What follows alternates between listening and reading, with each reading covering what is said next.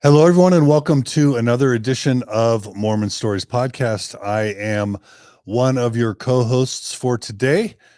Today, we have a very important kickoff to a series that we're doing. We are joined today in studio by the wonderful Jenn Camp. Hey, Jenn. Hi, everybody. Thanks for joining us. Oh, hey, everybody. Thanks for joining us, Jenn. You're welcome. And we have Gerardo Samano in studio. Hey, Gerardo. Hey, John. Hey, everybody. And Gerardo's been doing such a great job kind of producing new episodes. And this is kind of an episode that Gerardo has been helping to produce. It's kind of been a team effort. Jen's been helping out. But we have been spending lots of time preparing for what we think is a really important series on Mormon Stories Podcast.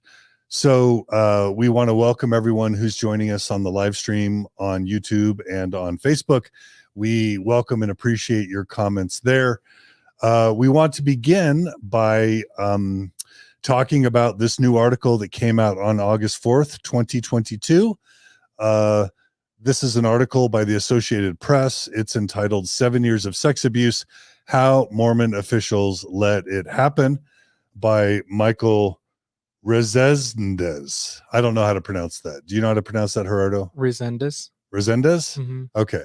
So this is an important article for many reasons. It's not necessarily an important article because it's talking about new stuff.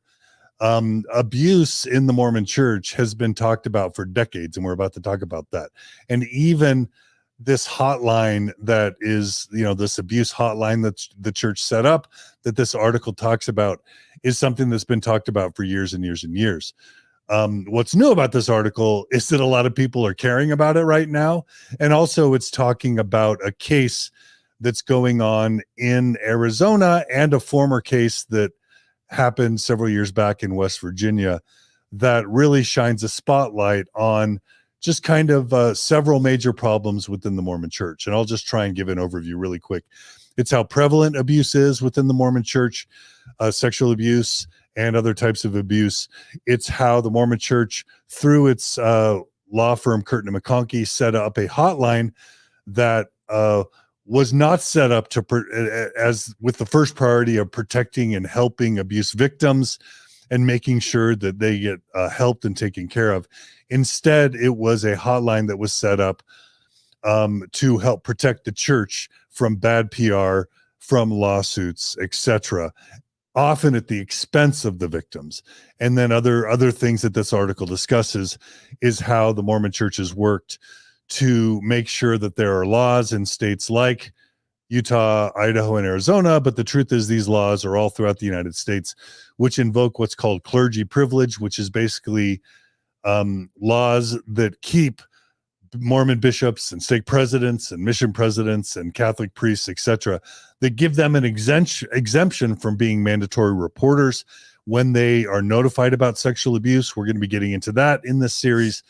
And then taking it a step further, how the Mormon Church, over the years, through Kirton McConkie, through this hotline, time and time again, have advised, not only made sure that bishops and stake presidents never report abuse, to almost never report instances of abuse to law enforcement and to police officers, but also in countless instances have advised abuse victims and their families to not report sexual abuse to law enforcement agents. And so that's kind of an overview.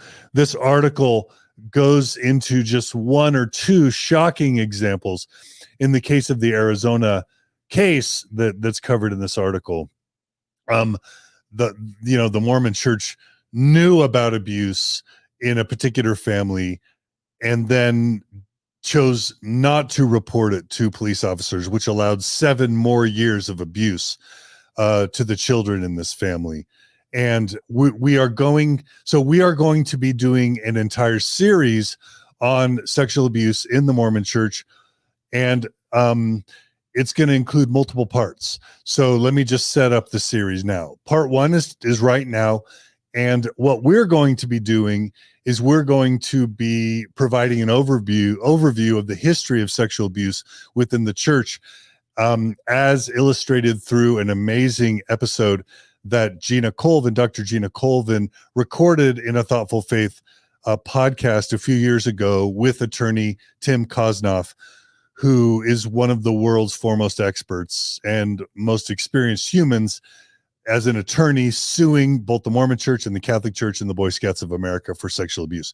So that's what we're about to do, is we're going to do a reaction video to Gina Colvin's A Thoughtful Faith interview of Tim Kosnoff that was recorded several years ago, because there's no YouTube instance of Gina's interview. So out of respect for Gina, out of love for Gina, and out of just the amazingness of that interview, we're going to be sharing it now and doing a reaction video with me, Gerardo, and Jenn. That's going to be part one of our series. Part two of our series is going to be tomorrow, where Gerardo and I, because Jenn unfortunately is out of town, we're going to be reading the AP article from start to finish. We're going to be reacting to that, providing some initial analysis of it with our amazing audience. We welcome you to join us for that. And we're going to be reading the Mormon Church's response to that article, which in and of itself, we feel is kind of egregious and outrageous and deceptive. That's going to be part two of this series.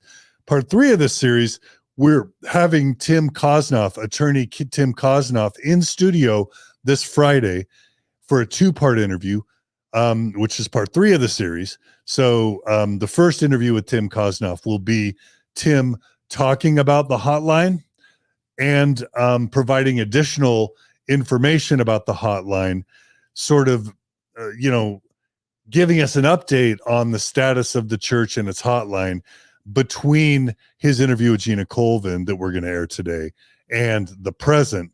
We're going to give him a chance to also just add any additional information that he wants to about the Mormon Church and abuse since Gina's interview. That's going to be part three of the series, part one of our interview with Tim on Friday. Then part two of our interview with Tim on Friday. Part four of our series will be Tim talking about the Boy Scouts of America case, where the Mormon Church agreed to pay $250 million in a settlement along with some insurance companies in the Boy Scouts of America, which was recently overturned by a judge because it was found to be unacceptable in terms of like an attempt, as I understand it, is an attempt to get off easy, that the church was trying to get off easy when it likely should be accountable for much more than $250 million, which is saying a lot. They wanted too broad of a protection, protection and non-accountability. Yeah. Right. I think it wasn't it with they wanted it with the scouts and the young men. Mm-hmm. They tried to include the young men part of church with the scouts, and the judge is like, I don't think so. Yeah. So we're going to be talking about all of that with Tim on Friday. And then we are probably going to follow up. We did an Instagram post recently on our Mormon Stories podcast Instagram account, where we invited viewers and listeners and followers to share with us instances where they or a family member or a loved one experienced abuse within a Mormon context and were explicitly told by Mormon Church leadership or the hotline or Mormon Church attorneys to not report to the police. So we're going to just do like a sort of a name the victims kind of thing, where we share instances of abuse victims being told not to report to police. We'll figure out the right way and the right place to share that, but we really want to share that. And then we may end this series by having at least one, if not a few, actual victims come on to talk about their experiences with the church hiding or covering abuse. And to be honest, we've covered this many, many, many times on Mormon Stories podcast over the past several years. But we want to continue covering it. So, Gerardo, anything you want to add to the series? No, I think that sounds great. Does that sound, are you excited? You ready for this? Yes. Okay. And Jenn, anything you want to add? No, I'm just excited that we're talking about it, and hopefully it will bring some change. Yeah. Okay.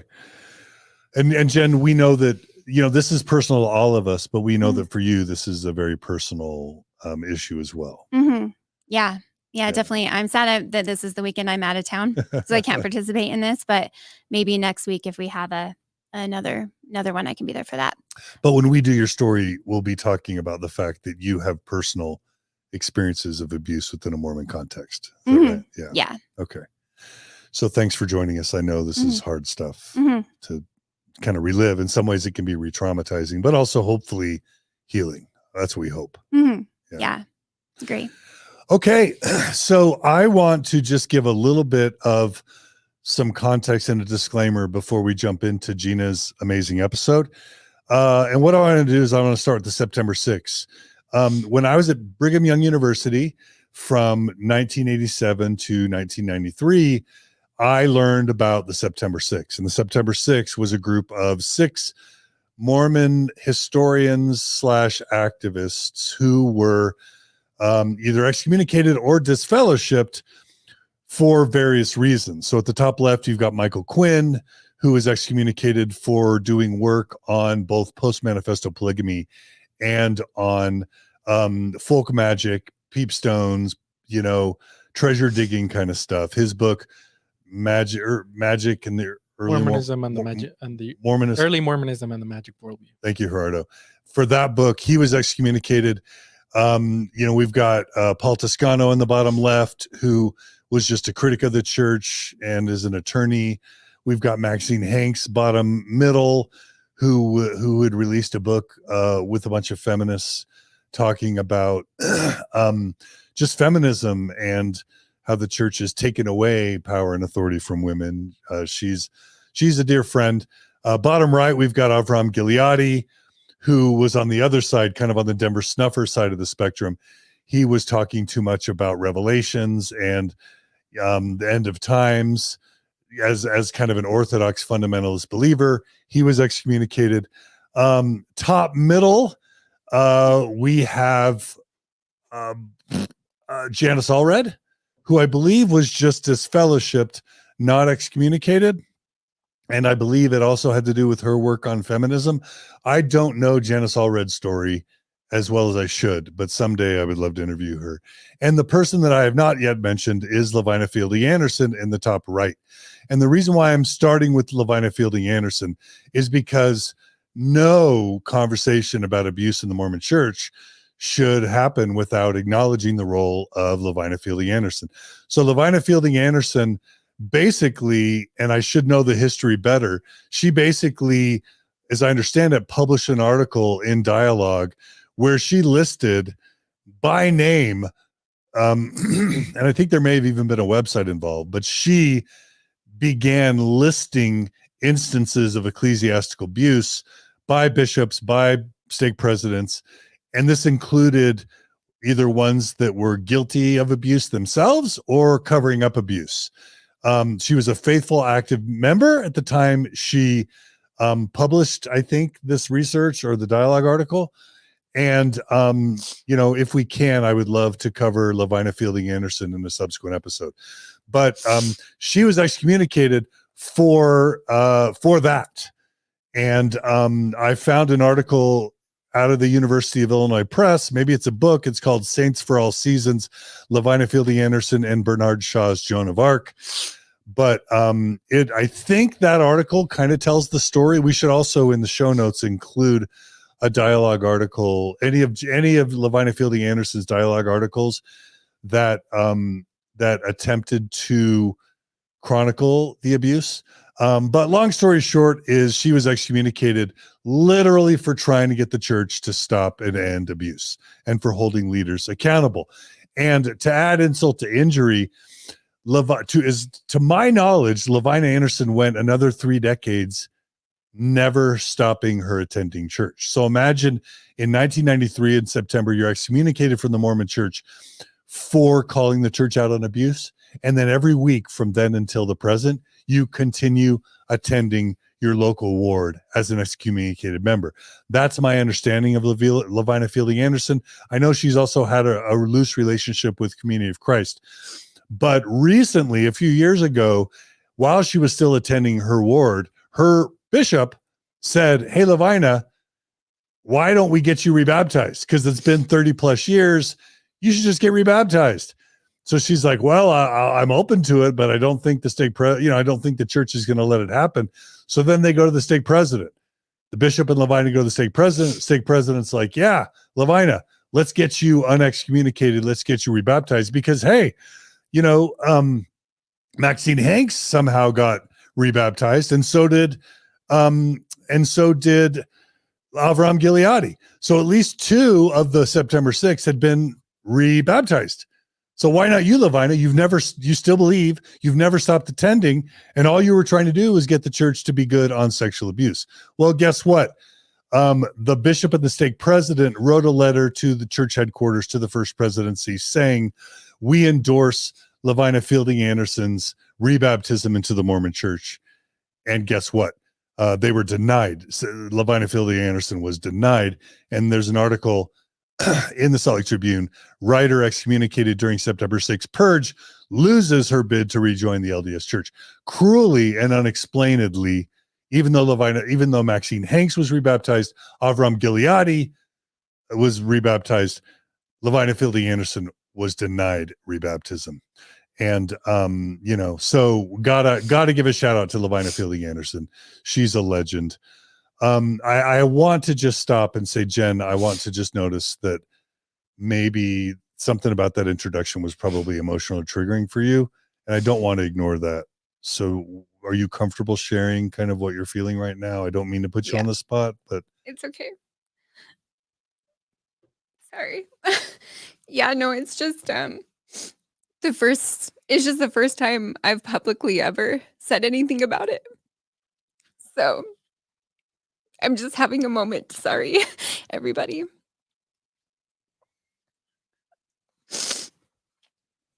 But it's okay. I'll be okay. I just need a minute. I'm so sorry. I'm so sorry. And thank you, Jen, for being willing to do this. This is super hard and sensitive stuff. So thank you. Yeah, I'm okay. I really am okay. It's just kind of hit me. Yeah. Thank you, Jen. Something was going on there. And our hearts go out to all victims, because there are tens of thousands, if not hundreds of thousands of victims that we'll be talking about over the next few days and weeks. And so hearts go out to all victims. I guess we should do a trigger warning, because we will be talking about rape, pedophilia, child abuse. And so please take care yourselves and anyone who might be listening within the earshot or eyeshot of this episode. Please take care.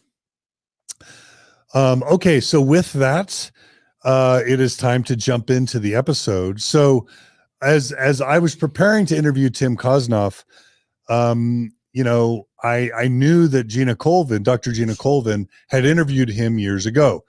And in addition to that, several people reached out to me and said, John, now that this AP article's come out, you ought to shine a spotlight on Gina's interview with Tim, because it's pretty legendary.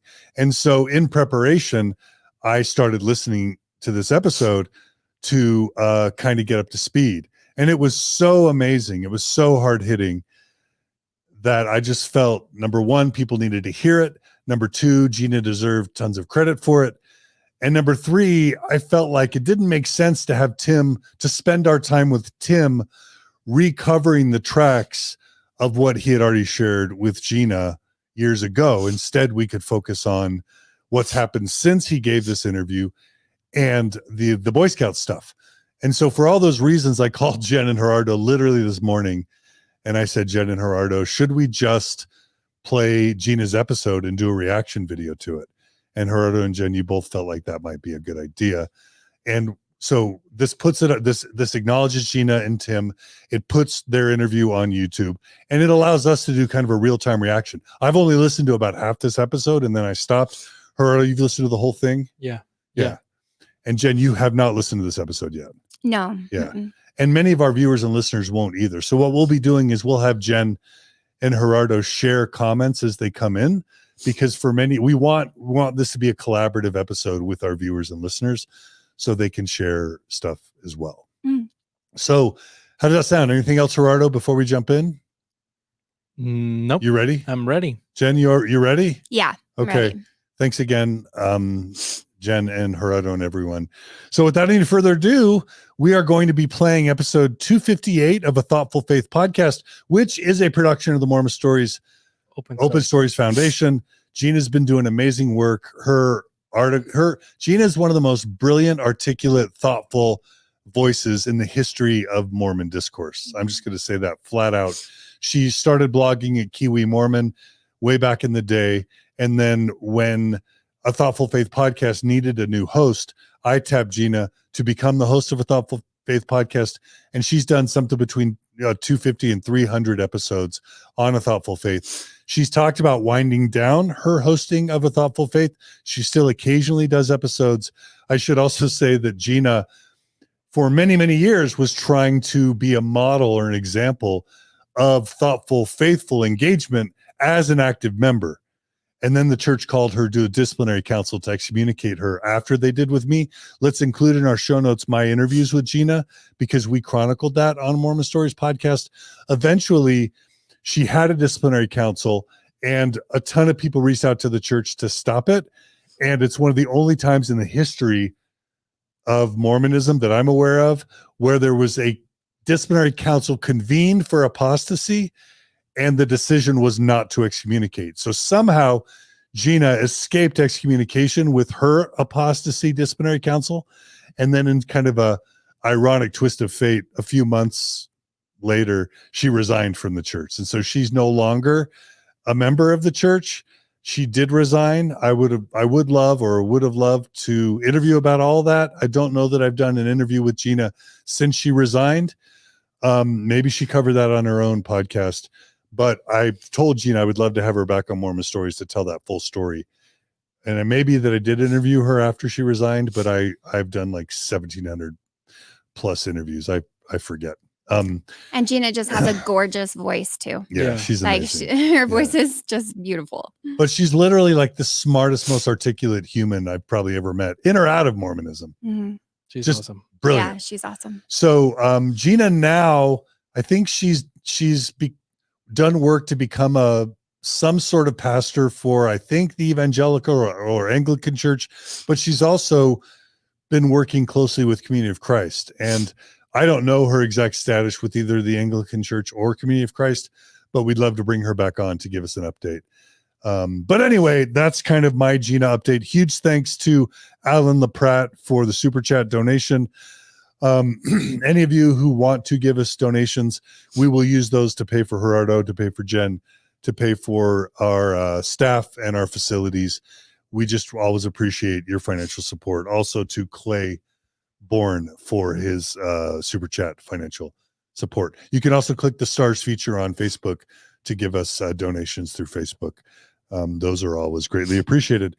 And if you want to donate to support Gina Colvin, she still gets like 80% of all donations that go to A Thoughtful Faith. So if you want to go to athoughtfulfaith.com, click the donate button. We'll pass on your donations to Gina because she deserves a ton of all the financial support you can offer. So with that, we are now going to go ahead and kick off this interview between Gina and Tim. And what we're going to do is we're just going to play it and we're going to pause it and react to it.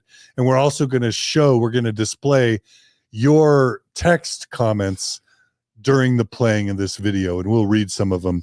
But we're also going to try and not talk too much because this is an in-depth interview. So without any further ado, I give you now episode 258 of A Thoughtful Faith, Gina Colvin interviewing Tim Kosnoff, taking the Mormons to court, defending sexual abuse victims against the LDS Church.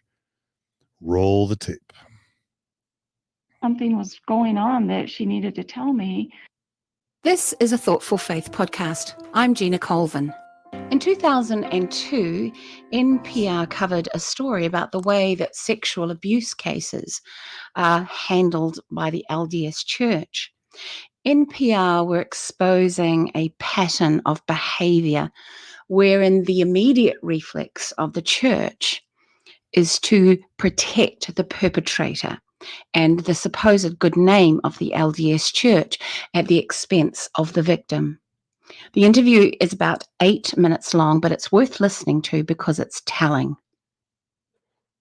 Another lawsuit was filed this past week involving priests and bishops and sexual abuse, but the suit does not target members of the Catholic Church. This suit, and at least 24 earlier cases, named the 11 million member Church of Jesus Christ of Latter-day Saints. The suits charge that Mormon leaders failed to protect children from abusers. From Salt Lake City, NPR's Howard Burkus reports. 7 summers ago, a woman we'll call Kathleen worked in her home office in a quiet neighborhood outside Salt Lake City. And it was just after school had let out. My daughter was 11, my son was 7. They were rollerblading, and I just this feeling came over me that something wasn't right. Kathleen asks we not use her real name to protect her daughter's identity. The funny feeling that day grew out of something she was told when she moved into the area shortly before. A 53-year-old male neighbor had molested kids. She came home. I just flat out asked her if something was going on that she needed to tell me about him. And she just started crying and said, yeah, and told me what he had done. The neighbor fondled Kathleen's daughter and tried to lure her into his hot tub. Kathleen called police. The neighbor called his Mormon bishop. In the Church of Jesus Christ of Latter-day Saints, bishops are lay leaders of local congregations called wards. And we wanted to go to the bishop because this evidently is how this man handled this in the past, was to go to the bishop, tell him that he was sorry, and then they just supposedly let it go. The neighbor was a high priest, a designation given to most adult Mormon men. It signifies readiness for leadership. But he was no ordinary high priest. He's accused in a lawsuit filed last month of hundreds of abusive acts over 3 decades with a dozen boys and girls, all members of the same Mormon ward, and all before the incident involving Kathleen's 11-year-old daughter. Some of the abuse was reported to at least 3 local Mormon officials. None went to police. Kathleen was contacted by a regional leader known as a stake president. He told us that we needed to not press any lawsuits. We needed to keep harmony in the neighborhood. Basically, we needed to forgive and forget. And I had a really hard time with that one. Because when your daughter's been abused, you can't forgive and you can't forget. This went to court. It finally went to court. And the stake president showed up at the court to support the perpetrator, not my daughter. The neighbor pleaded guilty, was placed on probation, and excommunicated from the Mormon Church, but he still attended services. Kathleen and her daughter chose not to sue, but their experience is familiar to the attorneys involved in 24 lawsuits in the last decade. Dozens more are being prepared, says attorney Jeff Anderson, who filed hundreds of cases against the Catholic Church and says the Mormon Church is next. The Mormon Church seems to be in a place very similar to where the Catholics were 2 decades ago. That is, they have a practice of keeping secrets, denying responsibility for molestation when it happens, and doing everything they can to prevent it from becoming known. And as a result, the children are not very well protected in that church. There is absolutely, positively no pattern. Von Keach is an attorney for the Mormon Church. There is absolutely, positively not one instance that I have ever found where a priesthood leader has been told or has otherwise come to a conclusion that he should cover up or not fully report. And relatively few lawsuits, Keach says, accuse the Mormon Church. I've been doing this for 12 years, and there are fewer than 24 cases. A far cry from what the other churches are seeing. We're not a perfect people. There have been blips on the radar screen where local leaders have not handled a situation perfectly. There have probably been a dozen or so of those over the 10 years that I've been doing this. Certainly not a pattern. Keach says the problem cases occurred before the church established training programs and a telephone helpline for its lay leadership. Bishops and stake presidents receive brochures, videotapes, and opportunities for training every few years. They're instructed to call the helpline if they have any questions about handling abusive situations. There's also a system for tracking abusers from one ward to the next. Harold Brown heads the church department responsible for the program. It's a pretty good system. You train them, you have a telephone call. Are we perfect? No, we're not. But you show me an organization that does what this church does to prevent and deal with child abuse. I'd like to see it. Critics see the imperfections as significant. Training is voluntary, and there's no punishment for failure to train. There's no clear message on the moral or legal duty to report to police. Instead, there's advice to research and follow state laws, which aren't necessarily clear, even to lawyers. And some clergy seem to view abuse as a religious problem, emphasizing salvation for the abuser rather than prosecution. All this overlooks something fundamental, says Tim Kosnoff, another attorney targeting the Mormon Church. Mormon bishops and stake presidents don't have the authority, the qualifications, or the understanding to be investigating crimes, and child sexual abuse is a crime. It's also a complicated social and psychological phenomenon, best handled by professionals and not volunteer clergy, says Dave Fowers, a Mormon and sexual abuse therapist. When I sit here in the office, I have to wonder and worry. When I see some of the decisions that are made, I'm heartbroken, because I don't think that even with the desire to do right, that you can always do that, especially with victims and perpetrators. It's such a complex dynamic. How complex is it to dial 240-1911, the helpline? Harold Brown of the Mormon Church. We understand what he's saying is, how can a bishop in a year learn everything that I've known in 30 years? He can't, but he can memorize a number. And when he picks it up, he's got the expertise that this man has in 30 years right at his disposal. That didn't seem to be enough in a case filed last month in Washington state. It involves another high priest who sexually molested his daughter and stepdaughter. The abuse was reported to a church social worker, bishop, and stake president, but they didn't go to police. The church says they didn't have to under Washington law. The prosecutor in the case disputes that, noting too that the church officials were not protected by the First Amendment privilege that keeps confessions to clergy private. Still, Mormon Church attorney Von Keach sees mischief in this and other lawsuits. We do it the best way we know how, with the best of intentions, and that's why allegations like these are so outrageous to us. There has been an environment created out there by these lawsuits around the country against other institutions. And I think there are attorneys who intend to profit from that environment by setting their sights upon organizations like the church. I would say, where is the proof? It'll probably take depositions, discovery, and sworn testimony to sort out the proof and the truth, but details will likely remain secret in lawsuits settled before trial. Settlements today typically include non-disclosure agreements at the insistence of the Mormon Church. Howard Burkus, NPR News, Salt Lake City. Tim Kosnoff. So really quickly, I'm just going to pause it and just share a couple quick things. I guess the first thing I want to say is that person, Von Keach, Elder Von Keach, is a really critical figure in this entire discussion. Von Keach was an attorney for a long time. He got his bachelor's degree in political science from BYU. He got his law degree from J. Reuben Clark Law School. And eventually, as I understand it, he worked for Kirton McConkie law firm before, and this is where it is super relevant, before he was called and sustained as a general authority for the Church of Jesus Christ of Latter-day Saints. And if you think about it, you know, it speaks volumes about, to me, what the church really cares about. That, you know, when they call a general authority, it's so rarely a school teacher, almost never like a school teacher or a psychologist or a mental health professional. They call businessmen and lawyers as general authorities. And Von Keach was called as a general authority as one of the chief lawyers defending the church against sexual abuse claims. And so he was sustained as a general authority in 2015. Rest his soul. He died in 2018 from cancer. So he was only 3 years a general authority.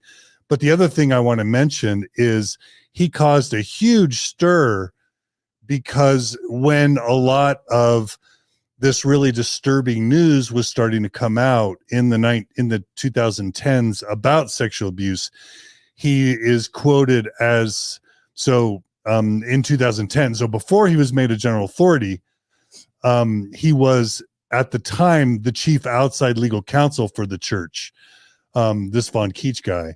And he was quoted in 2010 as saying things like, no religious organization has done more to prevent and respond to abuse, and that the Mormon Church's approach is the gold standard.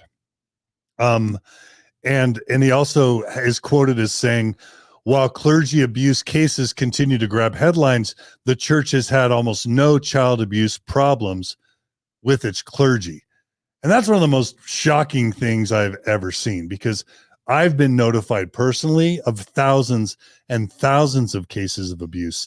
And here Von Keach is on record as the church's chief legal counsel, eventually as a general authority, saying, quote, while clergy abuse cases continue to grab headlines, the church has had almost no child abuse problems with its clergy.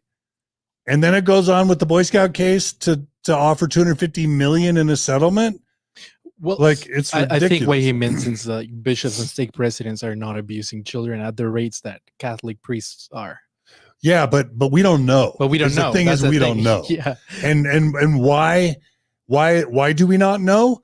Because of the tactics of Kirton McConkie and the church's law firm for decades and decades and decades of silencing abuse of victims, settling cases, hushing up victims and their family members, and protecting abusers at the expense of victims. So I think by all accounts, those statements by Von Keach are outrageous. And people just need to know, if you want to understand the gold standard of protecting victims, go to like the Unitarian Universalist Church, go to even churches like the Episcopalian Church or the Presbyterians or Lutherans, or, just general Protestant churches that aren't evangelical. You'll find those types of churches are the best we have at a gold standard. But to ever mention the Mormon Church as the gold standard is outrageous, I think. Yeah. Well, what were you going to say, Gerardo? Totally. Well, especially when the helpline was established to assess how much damage the case, the abuse case can do to the church. Yeah. And the reason why we don't hear about the clergy abuse cases is that we know that the protocol that this helpline uses is assessing if the abuse happened inside a church building, by a church, someone that had a calling. And so if that's the way they try to hide those type of abuses and assessing how damaging it could be and deciding to hide those the most, of course, we're not going to know about instances of clergy abuse in the Mormon Church. In this interview with Tim, we're going to get into that right now. Right. Okay. So let's go ahead and continue with the interview. Is a U.S. trial attorney at Kosnoff Law, has spent the last 20 years or more assisting survivors of sexual abuse. Kosnoff Law has represented survivors of child sexual abuse in cases involving child molestation, parental child abuse, and cover-ups by the Catholic Diocese, the Latter-day Saints Church, the Boy Scouts of America, the Jesuits, and other religious orders. They're particularly accomplished at taking cases against institutions that cover up sexual abuse. Now, I became aware of Tim's work when I read Lisa Davis's legal thriller, The Sins of Brother Curtis. And this, I believe, was Tim's first case involving the Church of Jesus Christ of Latter-day Saints. Is that right, Tim? That's right. It involved a serial pedophile, Frank Curtis, and a plaintiff, Jeremiah Scott. And after the case was settled, LDS Church lawyers came after Tim with a formal complaint to the Oregon State Bar.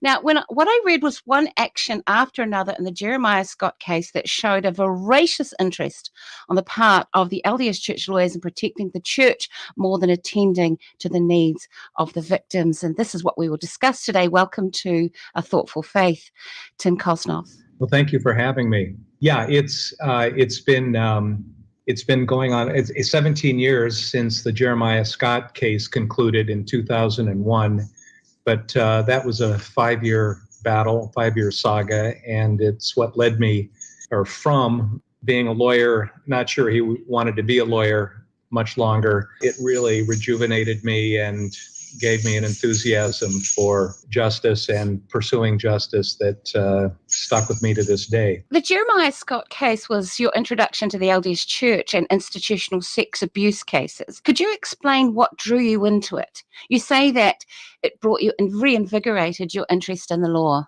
One of the extraordinary things about the story is that I had no prior experience as a civil attorney. The last exposure I had to the civil rules procedure was in law school. I had been for 15 years a criminal prosecutor and then a criminal defense attorney, and I was burned out, and I was contemplating leaving the law and doing something else that, was more satisfying. And when I got a phone call from Jeremiah, who was then, I think, 16 or 17, and he came in, and I asked him first why he contacted me. And he said, well, I went through the Yellow Pages and I saw your ad in the Yellow Pages, and it said that you were a criminal lawyer, and what happened to me was criminal, so I figured you could help me. I didn't fully realize it at the time, but what he did was throw me a personal and professional lifeline, because I needed Jeremiah probably more than he needed me, and I threw myself into the case with totality of commitment. That it went on for 5 years, and it was an education, and I came out on the other side transformed as a lawyer and as a person, and rededicated to a new practice of law, which is representing survivors of child sexual abuse. So that's what led me into it. And then his story itself was just unbelievable to me that a church would knowingly shield a serial predator of children and attempt to cover it up, because although I wasn't, I'm decidedly not religious now, at that time I believed that churches were basically harmless till I encountered the Mormon Church. And then I realized that what I was dealing with was not an isolated incident of a couple of leaders or multiple leaders that had just lost their way, but what I had uncovered was a systemic program of protecting and shielding child molesters from the law, and remarkably serving up children to these pedophiles. And when I would talk about this with friends and colleagues, they thought I'd gone off the deep end. They just didn't believe what I was saying. And so I felt a little bit like the guy on a soapbox in the town square that everybody just kind of ridicules and looks at. But I persisted, and eventually we proved that it had gone on for 18 years, that he had been baptized into the church after being excommunicated, and he was shuffled around from one Mormon ward to the other, multiple states. But uncovering all that and overcoming the resistance of the Mormon Church with their unlimited financial resources was another kind of education. So it provoked such a sense of anger in me, but I used that anger to motivate and to drive. And I would wake up, I would go to bed every night thinking about the case, and I would wake up every morning thinking about the case and how could I move it forward. And there were long periods where nothing was happening, and that was frustrating. But this is one of the tricks that the church knows, which is the American legal system is flexible. And then if you've got enough money to defend the case, you can stretch it out for a very long time. And that's really how they defend these cases. So what I learned in the Jeremiah Scott case was that what this church is about and how they approach these cases. And since that time, I've probably represented another 150 victims of sexual abuse within the Mormon Church. And I finish my clients' or prospective clients' statements to me before they even finish. And they said, well, how did you know that? Because it's right out of their playbook. And then they did this, and then they said that. Yes, how did you know that? Because I've heard this story now hundreds of times. This is how they do it. You made the observation that at one stage you thought that maybe sexual abuse in church was perhaps just isolated incident of some kind of pathology of an individual. But then after this case and the various other cases, obviously it's occurred to you that there is a pattern. This is an institutional thing. What was it in particular that caused you to move from a case of personal immorality to actually institutional immorality? Well, understand that while the case began with Jeremiah, by the time I was done with the case, there were another dozen victims of Frank Curtis who were abused in the Portland, Oregon area principally, but he had victims all over the country. So I knew that this was a pattern in this particular case that had extended over a period of at least 18 years, which was the length of time that Frank Curtis was a member of the church. Remember, this guy was a hardened criminal. He'd spent most of his life in prison, and he died in his late 80s, still a member in good standing of the church. But he'd left a trail of victims from Oregon, Washington, Michigan, and so forth. So while it was one isolated case, the pattern was just too matter of course for it to have been isolated to a single case. And then when I started surveying the newspaper articles, at that time you could gain access to databases of news articles from around the country. And there were dozens and dozens of cases that popped up, news reports, some of them too brief, but you could tell from the limited reporting that the same thing had happened there. And these were mostly just major and middle population circulations. And Mormons live in, at least in the United States, rural areas predominantly. So many of the reports were not picked up. But I created a database, and when I'd reached 100, and I would reach out to lawyers that had to victims if I could contact them to try and find out what the facts and circumstances were. And that pretty much established, even though it was anecdotal, it was extensive anecdotal evidence that this was a pattern and practice within the church. And that was key in the Scott case, and generally because of what we have in the United States, which is called punitive damages, where a jury can award damages not just to compensate victims, but to punish the defendant, to deter them, and to send a message to other defendants that engage in this kind of willful and wanton misconduct, covering up, conspiring to cover up, and so forth, that there would be a huge civil penalty imposed upon them. And my experience in judgment, which has been confirmed, is that jurors despise this kind of institutional behavior, and they will punish it. And what is unique with the Mormon Church is that it is a centralized church, unlike the Catholic Church, which on a civil basis is organized under corporate structures depending on where they're located. I mean, in the United States, we have 202 different Catholic Church diocesan corporations.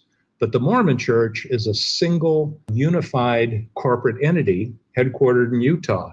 So what that meant was that a jury, in assessing punitive damages, would be able to take into account, among other things, including the egregious facts that we could present, which would be the financial wherewithal of the church. And when jurors hear that this is an institution which is very secretive about its wealth, but the best estimates 25 years ago were that they took in $5 to $7 billion a year in tithing and had assets of somewhere between 125 and $200 billion. This is a Thoughtful Faith podcast. I'm Gina Colvin. Shoot. I think it's super interesting that Tim kind of knew the general status of the church financially before the Ensign Peak reports even came out. So Gerardo, you had a comment, and I'm just going to say I think I just lost our place, so I'm going to have to find it. But go ahead, Gerardo. Yeah, no, that's exactly what I was going to say. It's crazy how accurate those estimates are, like almost 2 years before, or a year and a half before the 100 billion asset articles started coming out. So yeah, and I think it's very interesting. He mentions that the reason why the church decided to, or one of the main reasons the church decided to establish the hotline, was to prevent these cases from going to court, because then a jury could assess how much is the church worth and how much is the money that they should pay to victims, like how much that amount should be depending on how much the church is worth. And that gets really, I mean, at that point, the sky is the limit once you start looking at that way. Yeah, absolutely. Okay, so I am going to have to be careful not to lose our place in the recording. So it may take me a second to find where we were. So be patient with me, everybody. Prosecutor and then a criminal defense attorney, and I was burned out and Forward. At least 18 years, which was the length of time that Frank Curtis was a member of the church. Remember, this guy was a hardened criminal. He'd spent most of his in corporations. But the Mormon Church is a single, unified corporate entity headquartered in Utah.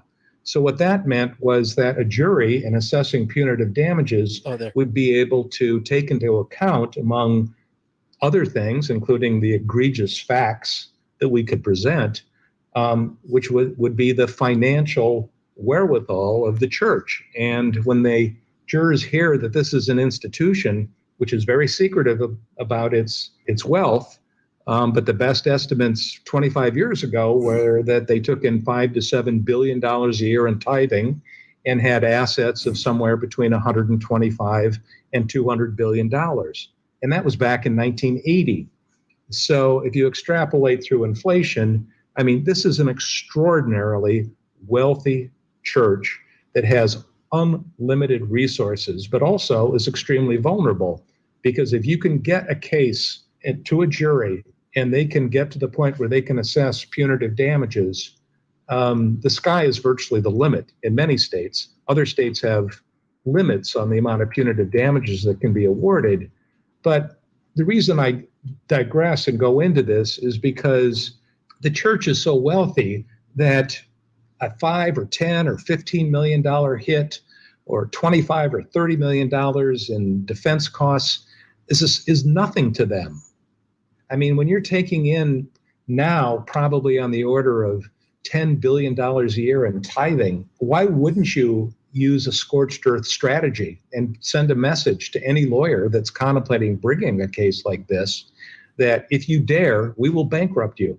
We will make this so expensive, we will hire the biggest law firms in the country or in the world to beat you into submission. And that's been an effective legal strategy. It's not a very moral strategy, but that's the strategy the church takes in defending these cases. Sorry for the long-winded answer, but Are they successful? yes. Okay. The reason. So really quickly, I just want to say all throughout this interview, I was thinking about the difference between what's moral and ethical and what's legal. And then maybe even more importantly, what would Jesus do? What would an organization led by Jesus and led by prophets, seers, and revelators, what would they do versus what would just be moral and ethical versus what's legal?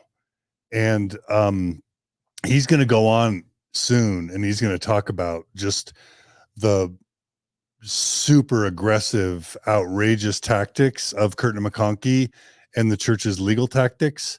And I just want people to not only be thinking about what's common practice in the legal field, right? Or what's legal in the legal field, but like knowing that this is Jesus, allegedly Jesus is one true church on the face of the earth, led by special witnesses of Christ. How would Jesus's law firm, I know it's a crazy question, but how would Jesus's law firm treat actual victims of sexual abuse? Does that make sense? Yeah. Yeah. I kind of want to address that just a little bit. So in the article, I hear most people, hopefully I can speak today. Most people talking about the man and the church, and that they didn't turn him in, and they didn't excommunicate him right away. They didn't, all the things. And that's very much super important. What I don't see the church doing, and I think this is what John's talking about, the church standing as the mouthpiece for God, like they claim, that they would be just kind of forgetting, like forgetting about the little girl that's being abused and just letting it go on so much to the point that there's they have another baby and the second baby is then abused along with the first daughter. And so I don't see anything in the article or any kind of follow-up on the victim during this time, that they're worried about the dad. What were they doing for the victim? Like, did they pay for therapy? Did they pay for them to have a separate apartment away from their dad until he got better? Did they?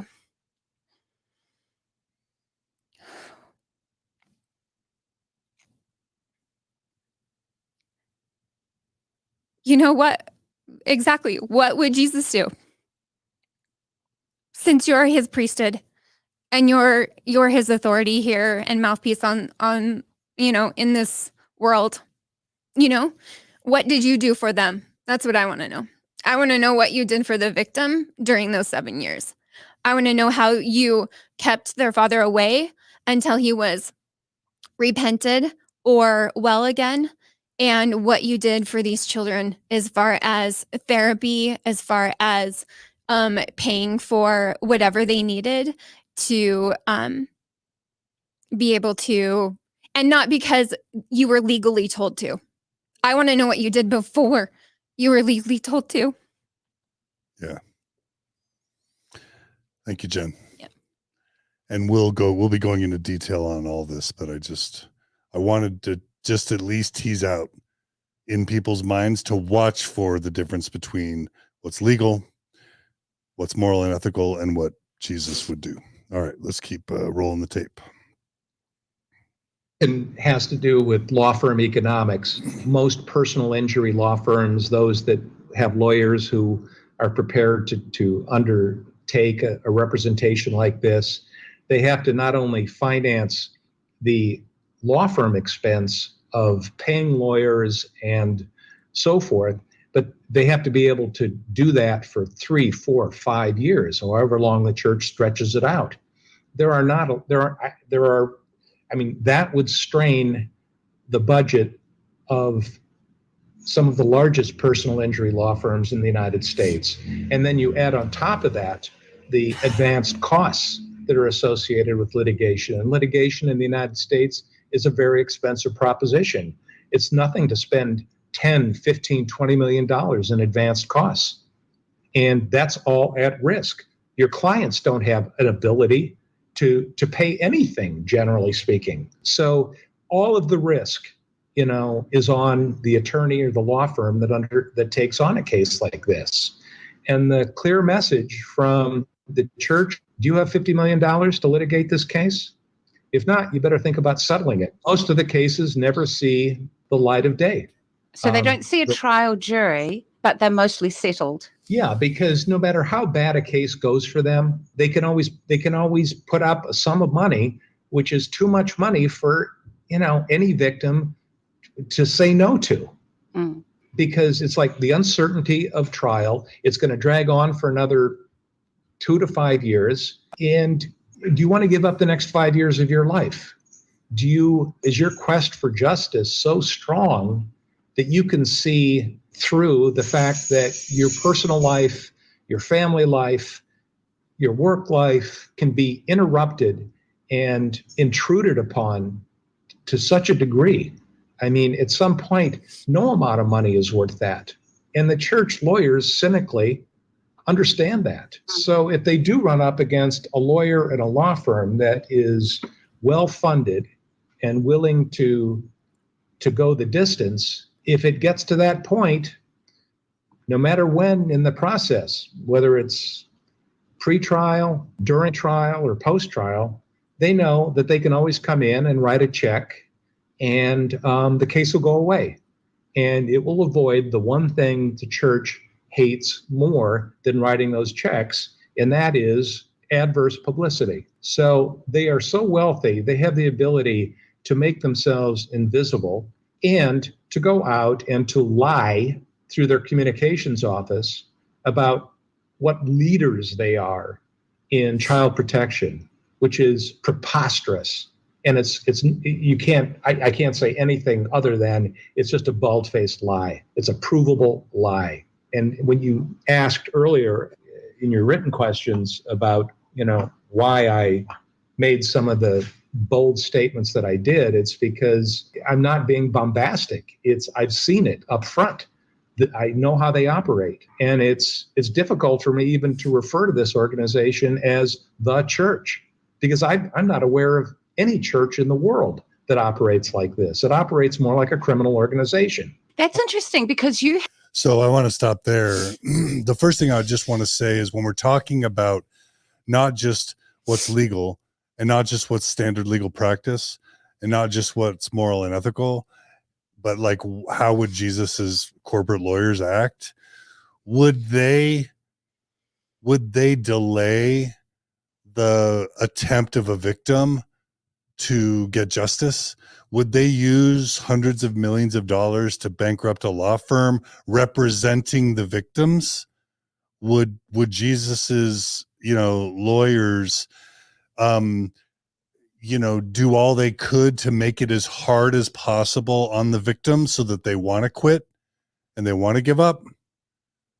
Or would Jesus's corporate lawyers say, oh my gosh, there's a credible accusation of abuse.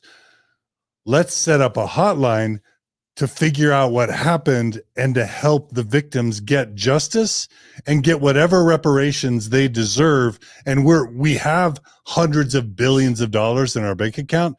We'll be eager to pay them a fair amount for them to get justice instead of the opposite, which is to use their wealth to fight, prolong, and bankrupt the law firms and discourage victims from even coming forth to begin with. And he's basically saying that he's never seen anything like it. Like, he's worked with the Catholic Church, he's worked with the Boy Scouts, he's worked with lots of churches. He's saying not only is the Mormon Church, in his experience, in a class by itself of awfulness, but that in his view, it's operating like a criminal organization. Yeah, right? Yeah. It's kind of crazy. Yeah. And just when he was saying that, I think you and I, John, we have discussed how the church has, through its members, tried to maintain the laws like they are, kind of ambiguous and protective of the church when it comes to these cases. And I was actually recently talking to a legislator in Utah who was telling me that the attorney who is in charge of the helpline right now, in Kirton McConkie, he's also a legislator in Utah, and he has literally voted against most, if not all, child abuse protections bills that legislatures have tried to pass. When you read those bills that he has voted against, it's outrageous. There's like super simple bills that are just like teaching in public schools how to teach teachers how to recognize abuse, how they can know if a child has been abused, train them on what to do when they find that a child is being abused. And so the church is trying to, through its members or lawyers or whatever, influence these laws to be like this and protected of this system. Yeah.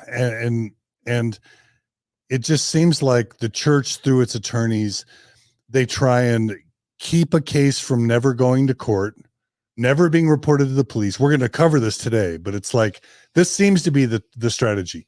Make sure it never is known. make sure it's covered up.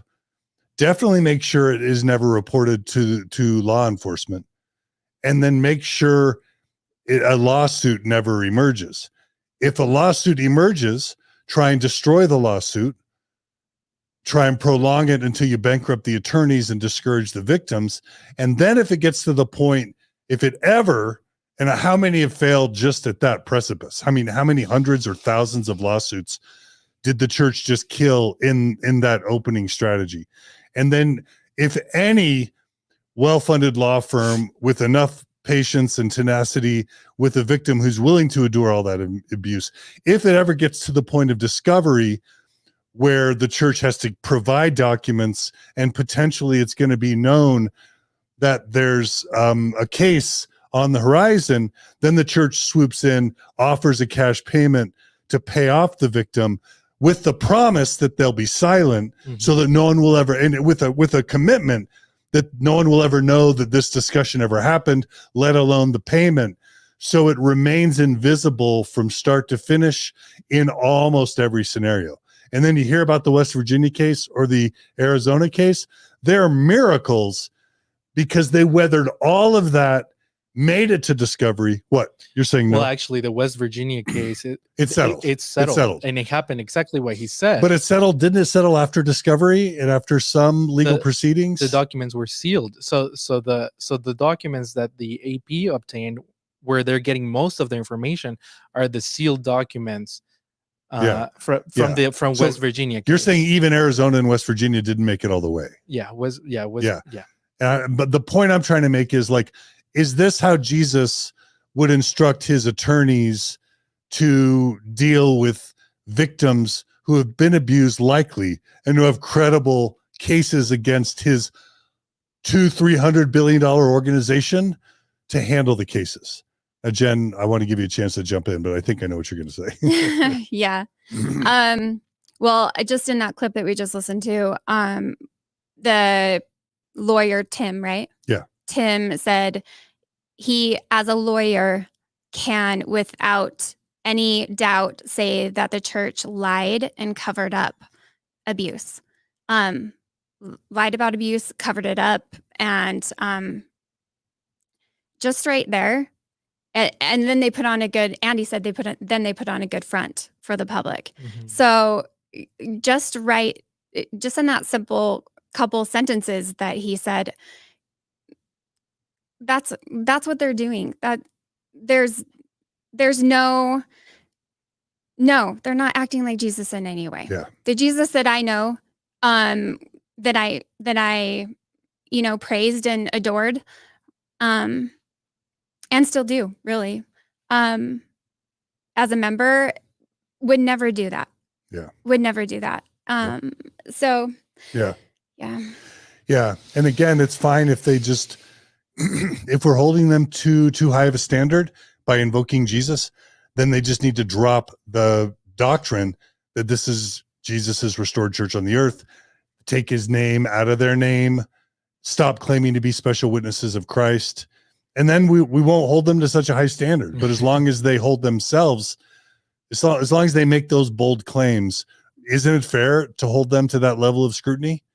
I think it's fair to hold them to that level of scrutiny without Jesus's name even in there, which I don't think should be in their title. But even taking him out, they're still mandated reporters. They're as adults in leadership. They should be mandated reporters. Yeah, we'll get to that. Yeah, we'll get to that. But just there's no excuse for it.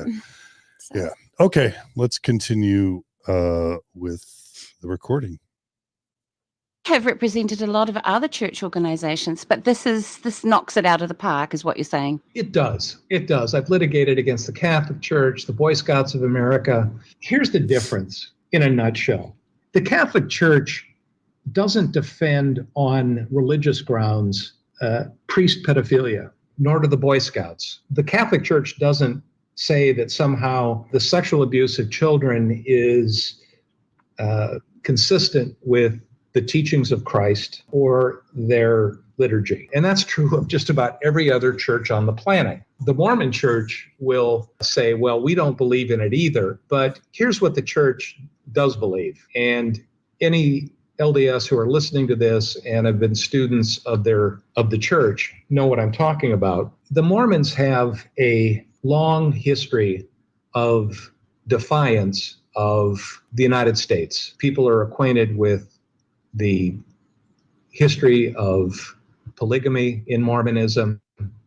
Fewer people may be aware that the Mormon Church refused to give up its practice of polygamy. And it wasn't until the latter part of the 19th century that, following convictions of virtually the entire leadership of the church, where general authorities and the highest leaders of the church were convicted under federal anti-polygamy laws and sent off to federal prison. Even that was not enough for the church to change its ways. It finally, the federal government placing all of the church's assets into the hands of a federal receiver for purposes of liquidating the church. And it was only at that point that the president, prophet, and seer of the church, President Woodruff, had a message from Heavenly Father that polygamy should not be practiced on the temporal plane, but only in the celestial kingdom. What he was saying is, we continue to believe in polygamy, but it can't be practiced here. It can only be practiced in the afterlife. But even then, leaders, really at all levels, continued to carry on their polygamous relationships in secret. And many leaders of the church today have grandparents, great-grandparents who were raised or lived in polygamy. So it was a belief that they were reluctant to give up. Officially, they gave it up. It's technically a grounds for excommunication from the church.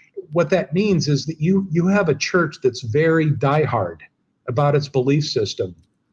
And I digress there because I think therein lies an answer to your question. The leaders of the Mormon Church believe what they believe, and they have argued all the way to the Supreme Court that these beliefs are central tenets of their religion, and it's a violation of their freedom of religion to be prohibited from engaging in these practices. And the freedom of religion in the United States prohibits injurious practices, but you're free to believe whatever you want. You can believe in human sacrifice, but you can't practice it because that's called murder, and that's against the law.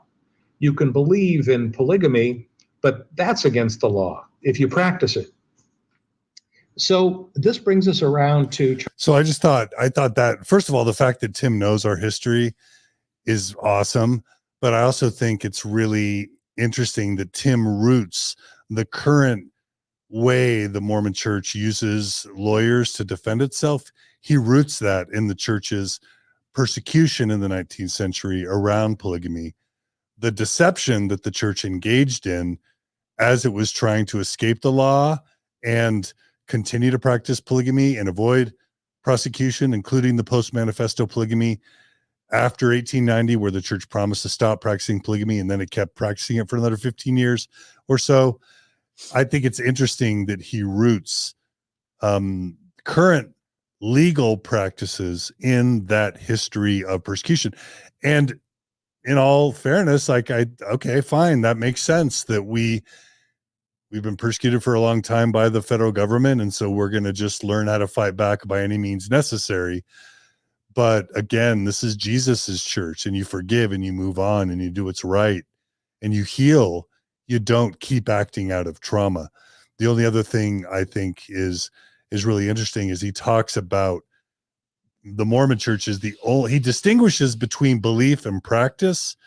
And he says the Mormon Church is the only church he knows of that defends itself legally by the justification that its doctrine, for whether it's the atonement, and we're going to get into this in the actual interview, so we don't want to talk too much about it, but whether it's the doctrine of the atonement that trumps the law, or the right of a bishop, the sacred right of a bishop to keep everything confidential with the members of the church, that trumps the need to actually report to the police. Child abuse. That comes out in the Arizona case and in the West Virginia case, and it's super important. Anything either of you want to say about that? I think just what I want to say is that while that's the legal strategy that the church employs, and I'm sure the First Presidency are aware that that's the legal strategy that Kirton McConkie are using, you can tell, I think Tim mentions it in their PR statements. They don't want members to know that that's the legal strategy that they're using. They don't want members to know that they are literally saying in court that as part of their doctrine and their sincerely held religious beliefs, a bishop should keep child sex abuse confidential. Yeah, because where did Jesus say, "For behold, I say unto you, verily, verily, that my pastors, my apostles, my elders, my ministers, go ye out unto the nations, and whenever there's a sexual abuse claim, behold, please do noteth, shareth that with the local law enforcement agents." No, what did Jesus say? Jesus said that it'd be better that a millstone be wrapped around the neck of a person who abuses a child and that they be dragged down into the depths of the sea. In other words, that's one of the worst things you could possibly do, is hurt a child. So I have to think Jesus would be in support of mandatory clergy reporting. Jen, what's your take? Yes. Jesus for mandatory reporting of clergy or Yes. against mandatory reporting? For. Okay. Yep. You feel good about that? I feel 100% good about that. Gerardo? Yeah, feel good Okay. about it. And just to the point I just made, to just want to mention that so I just made that connection in a couple sentences on the post that Dr. Julie Hanks made about the article, and I had a bunch of progressive Mormons come and say, that's not doctrine, that's not what the church says, but that's literally what the church is claiming in court, right? Under penalty of perjury, that this is part of their doctrine, that they have to keep this confidential. And we will be covering this tomorrow in our episode tomorrow. So much to cover. All right, let's go back to the interview. Child sexual abuse. What does all that have to do with child sexual abuse? Well, it's a pattern. The Mormons believe that the power of atonement, the forgiveness of sin, is complete. It's total. That they believe that religion can forgive any sin, no matter how grievous, including child sexual abuse. It's okay to believe that, and there's nobody that can prohibit them from believing that, but they take it to the point where they contend that they have the right to atone the sins of child molesters and serial child molesters, as horrid as people like Frank Curtis. And trust me, I've encountered even more horrendous abuse by abusers within the Mormon Church. And they think that they have a right to forgive and to cleanse the sins of those pedophiles, those child rapists. And once they have done that, and a bishop who has received through his powers of discernment, another term within the church, that this person has repented, then he is entitled to be forgiven. Well, the Mormons take it seriously. If a sinner, if a child molesting sinner's sins have been wiped free, then he must be restored and put in a place that he was before he was excommunicated and then rebaptized back in. So they can't hold it against him. So in the case of Frank Curtis, he was excommunicated for molesting kids. They made findings. There were documented records that we were able to obtain, which showed that he was held to account at a stake high council, and then later he was rebaptized back into the church and then restored to callings like Boy Scout leader, primary teacher, and so on and so forth. So he could then circulate back into Mormon wards, come into contact with Mormon families who were completely in the dark about this man's history. Now, the Mormon bishop was aware because there was a red flag placed upon his membership record, but everybody else was kept in the dark. And the bishop couldn't disclose that to anybody and thereby protect them. So to answer your question, I think the answer is if people think they're going to reform the LDS Church when it comes to child abuse and prevention and protection, I think they are taking on a central tenet of the church. I mean, this has been the question that I've been scratching my head over since 1996, when I first undertook the representation of Jeremiah Scott. And the question is, why? One of the problems that Why is do you endemic protect in Mormonism individuals is like Frank Curtis and don't protect your children? I mean, it just made no sense to me, because I always sensed that, as awful as human beings are to each other in the world, that there was some kind of common human agreement, unspoken, that children were non-combatants, that from an evolutionary perspective, we had a human obligation to protect them from this kind of destruction in order that our species could continue. But the Mormon Church places a higher value on its belief in the power of atonement, the need to forgive, and so on. So it is really just this whole idea of repentance and forgiveness, a Christian doctrine, not that the Mormons don't own, but they've just taken it to such an extreme that their lower clergy believe that they have this religious obligation to work with, keep the secrets of, and protect child molesters. And I apologize for the long answer, but it's not a simple answer.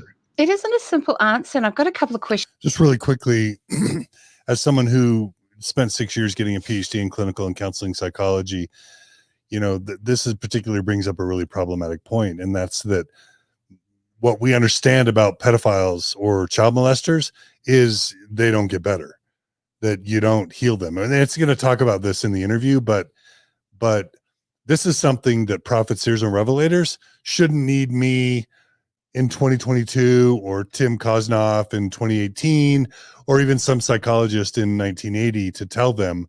This is something they should have known because they talk to Jesus and communicate with Jesus regularly. But this doctrine or theology that the atonement, number one, makes abuse right somehow, that it can ever be made right, especially child abuse. And then number two, that it can cure a pedophile. That's, to the point where a bishop will, rebaptize in an excommunicated pedophile and then put them in the Boy Scouts or put them in primary because the atonement makes it all better. The atonement doesn't heal pedophiles. It does not.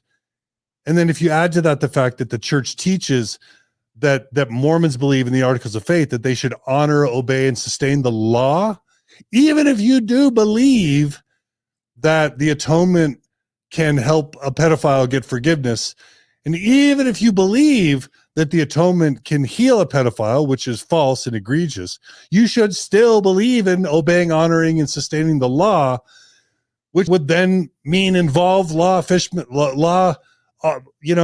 officials, police officers, include the justice system in the treatment of your repenting members, right? Because we believe in obeying, honoring, and sustaining the law. Yeah. Well, and I think one of the arguments that the church has made is that if bishops become mandatory reporters, then less people might likely come to the bishop. Like there's going to be less people inclined to come to the bishop and confess their sins and obtain the power of forgiveness through the atonement. My friend Brenton, who's a lawyer, he has an amazing TikTok. He made a point and said, well, if the person coming and confessing to the bishop is not willing to go to law enforcement and also, go through that process, he might not be that repentant after all. If he's just trying to get off easy by just going to the bishop, and getting a slap in the back, or just a few months that he can't take the sacrament.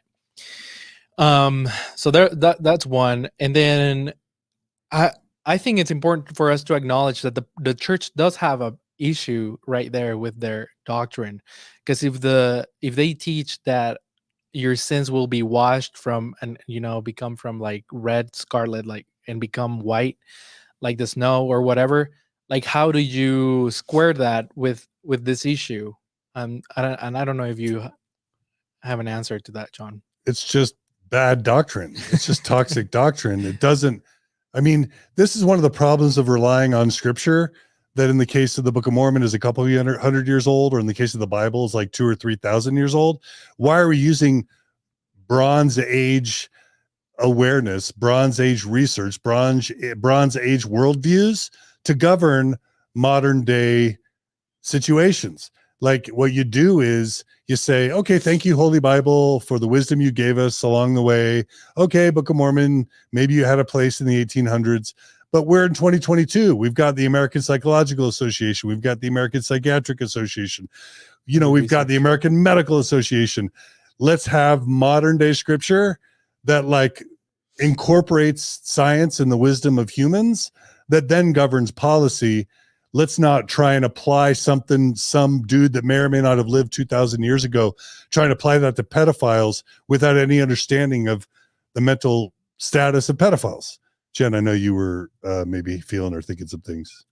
Yeah, I just I was going to look up how many abusers abuse again, but it's like crazy. Yeah, it's like pretty almost all. everyone, Yeah. almost all.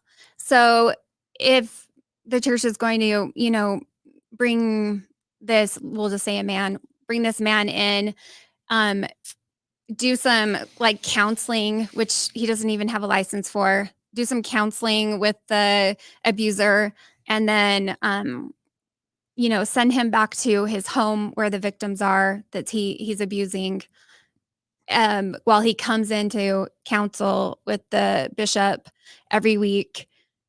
Like, to think that is going to cure him is ludicrous. It's like, I'm done. I'm so done. I'm so done with discernment. Like, you thinking that when he's done. Yeah. You don't. Yeah. Like, obviously you don't. Obviously there's no effing discernment. Yeah. Like, it's not there. Yeah. I'm glad you have intuition that you sometimes listen to and sometimes don't. Like, I'm glad, but you don't have discernment. And stop teaching that you do. Yeah. Stop teaching that you do. And I don't know. I have a whole list here that maybe I'll go through at the end when I want to say my 2 cents piece. Keep a list. Yeah. I'm keeping a list, but yeah, I'm sorry, but no. Yeah. No, he's not going to be cured. Yeah. He's not. Yeah. And you're just putting him right back into the family, in the case of this article, right back into the family to, again, have another victim later on. And the community. After your, counsel and saying he's okay. Yeah. Like, no. Yeah. And if we think about Colby Reddish's interview, they don't just put them back in full fellowship, and they don't just give them callings. They don't tell any of the membership that they're abusers. Yeah. So they refuse to warn the membership that there's a predator amongst you. And instead they call them to primary or young men's or young women's to allow them to, to repeat their abuse. And we can include the Colby interview in the show notes, because that'll be important for people to view. Yeah. And because if they did expose them, there might be more victims. Yeah. Yep. So we'd rather not expose them because there might be more victims. No, we'd rather not, expose them so we can find the victims and stop it before they do it to someone else. Yeah. Like, it seems like Jesus to me on that one, Yeah. Like, I understand that they want to protect people's privacy and their confidentiality, but to do that at the expense of future victims seems super irresponsible. Yeah. And I just want to say something too. I believe, like, me personally, even like having personal experience with this, I do believe that people can change. And I do believe that they can do better. But but they need to be exposed. They need to be taken away from children. They need to have the proper things to help them. And there needs to be things put in place so they never do it again, or never even have the opportunity to do it again. Right. And that needs to be put in place. So I do think that people can change. Some people, not all people. Some people, I think, if caught early enough, can change. Yeah. So I just want to say that, just to say it. But yeah. Thanks, Jenn. Gerardo? Yeah, I mean, I'm sure if a faithful member or progressive member is listening to this episode is going to say, well, but the church's policy right now is that, there's a red flag on their membership, what's it called, record, and bishops are not supposed to put them in those types of callings anymore. But that's not what's going on. Like, we know, we hear the case in Colby Reddish. We know that's what happened even the case in Argentina. It's the exact same thing. Like, there was a pedophile that abused of children. In one word, he was, I think, disfellowshipped and then moved to another ward who didn't know the details of what happened, then gave him his rights back. They made him the young man's president and abused again. Yeah. And I mean, it's the same, like, even Argentina, like literally across the continent, the church did the exact same thing. They went to the mother of the victim, said, hey, here's this money. You can't talk about it. You can't hold the church accountable. This is what we're going to do. Now the case has exploded, has been on the media for a while, but yeah. And we'll talk about this more, but it seems like whether it's with the ability to flag records or even with the church's statement that users to law enforcement, there's kind of like what the official policy is and then what's actually practiced. Happening. Yeah. And it's very clear that even though the church claims to have a annotating the records system, and the church has it written policy that members should notify the police, that what's happening in effect is not those things. And we'll talk about that more. That's right. All right, let's jump to the interview. That came out of what you just said.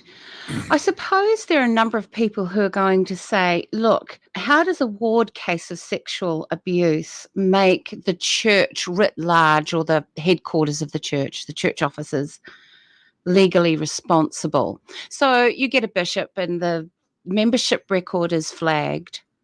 Surely it's his responsibility to do whatever is pastorally important at that point. It's not the church's responsibility. All right, so now we're going to jump out of the world of the ecclesiastical into the corporate. Yeah. The church is a corporate entity. It is a corporate soul, which means that the church it doesn't have a board of directors. It doesn't have a chairman of the board. It doesn't have shareholders. It's the Church of Jesus Christ of Latter-day Saints. I'm sorry, it's the corporation, the Church of Latter-day Saints, headquartered in Salt Lake City, Utah. And it is legally. I just want to make a quick correction. It's the corporation of the president of the Church of Jesus Christ of Latter-day Saints. Now, I think just recently in the past 12 months, they actually filed for a name change. But like up until 2022 or 2021, from like the 1900s, literally Jesus's church legally was called the corporation of the president of the Church of Jesus Christ of Latter-day Saints. I remember feeling like, well, that's really cynical to call the Mormon Church a corporation. No, that's legally what it is. It is legally a corporation of the president of the Church of Jesus Christ of Latter-day Saints. All right. Sorry, I had to say that. Responsible for all of its agents. And that extends all the way down through the general authorities, regional presidents, stake presidents, bishops, Relief Society presidents, bishoprics, and so on. If you're a church official, whether it's in Salt Lake City or at the ward level, the mother church is legally liable for your acts, which were carried out on behalf of the church. And these lower clergy individuals are carrying out the church's policies. And the church admits to that. They don't even attempt to defend on the grounds that, well, he was a local ward bishop, but we're not responsible for him. They concede that they're responsible for him. If he did something that was within the scope of his responsibility as a bishop, even if it was egregiously negligent, reckless, the corporate church is responsible. So what we're talking about, when you talk about this atonement theology, this idea that as agents of the corporation, they are serially pardoning sexual abusers. That's theological ground that the church stands on, their right to do that. Because it seems to me that they could change the policy tomorrow, today, they could change the policy, but they don't. They continue to excuse that. So your argument seems to be that this power and authority to forgive sin that is held within the responsibility, duty of care of a bishop, to preserve that is much more important to actually follow the legal guidelines or the criminal guidelines for dealing with cases of sexual abuse. Right. And I think we've skipped an important point here, which is it's not as if the local bishop is acting willy-nilly. Your listeners may be acquainted with a document that's called the Handbook of Instructions. And this is a document, it's 150 pages, that every bishop, every stake president, every member of the bishopric of the local ward receives. And it's an amazing document. It's available online. You can download it. The church tried to keep it secret. They claimed that they had a copyright to it and so forth, but it's leaked out onto the internet, and anybody can get access to it. Go to WikiLeaks and you can read it. But it's a really amazing document, and it's a soup to nuts direction to local clergy on how to handle everything from, who turns off the lights in the ward building at the end of, the service on Sunday, to how you deal with, transsexuals and homosexuality.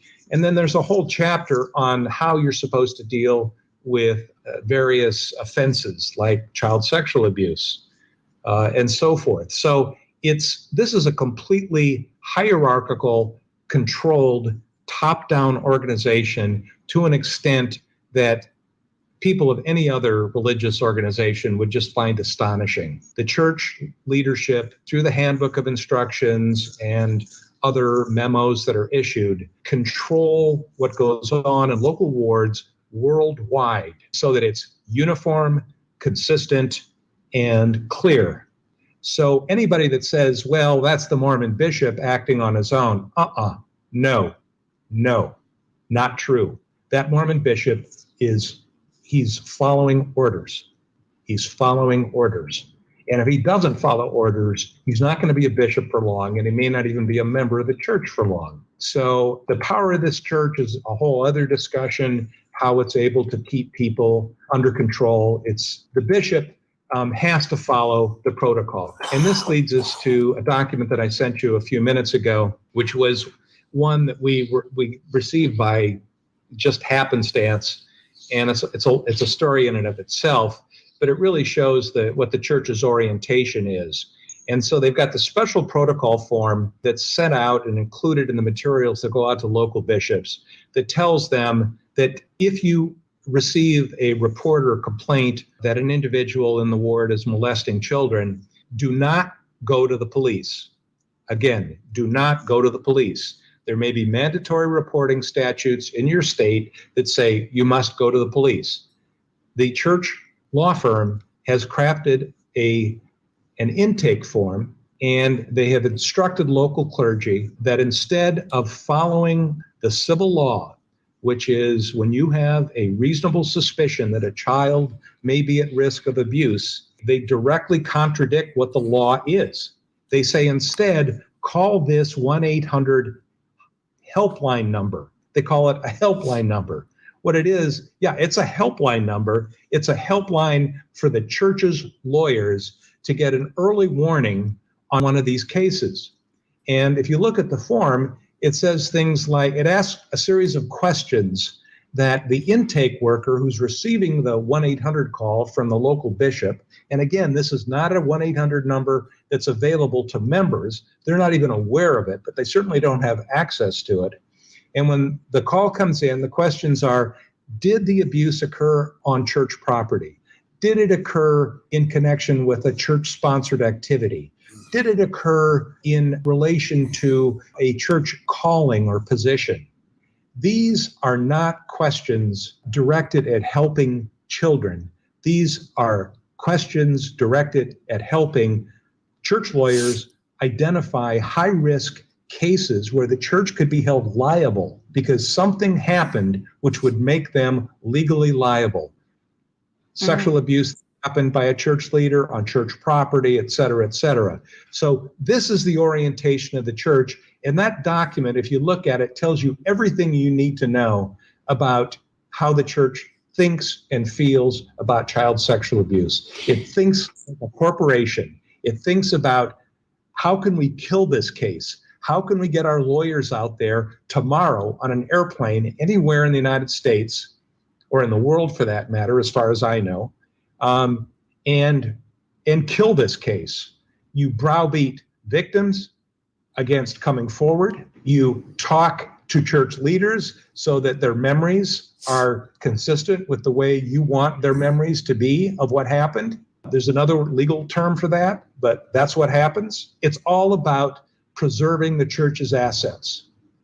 It has nothing to do about protecting children or families. And so that's another aspect of the pattern that we were talking about. But this leads us back to, why would a church have an administrative system like that? And the only answer that I can come up with is what I told you before, which is that they believe that their belief in the power of atonement and the need to forgive child molesters trumps the protection of children and trumps the obligation of the church to reach out and help and heal and compensate those children who were hurt because of the church's policies and practices. And it seems to me So like, I want to go say ahead. something. Yeah. So some people ask me, why do you think, or have asked me, why do you think the article from Mike Resendiz focused mostly on the Arizona case?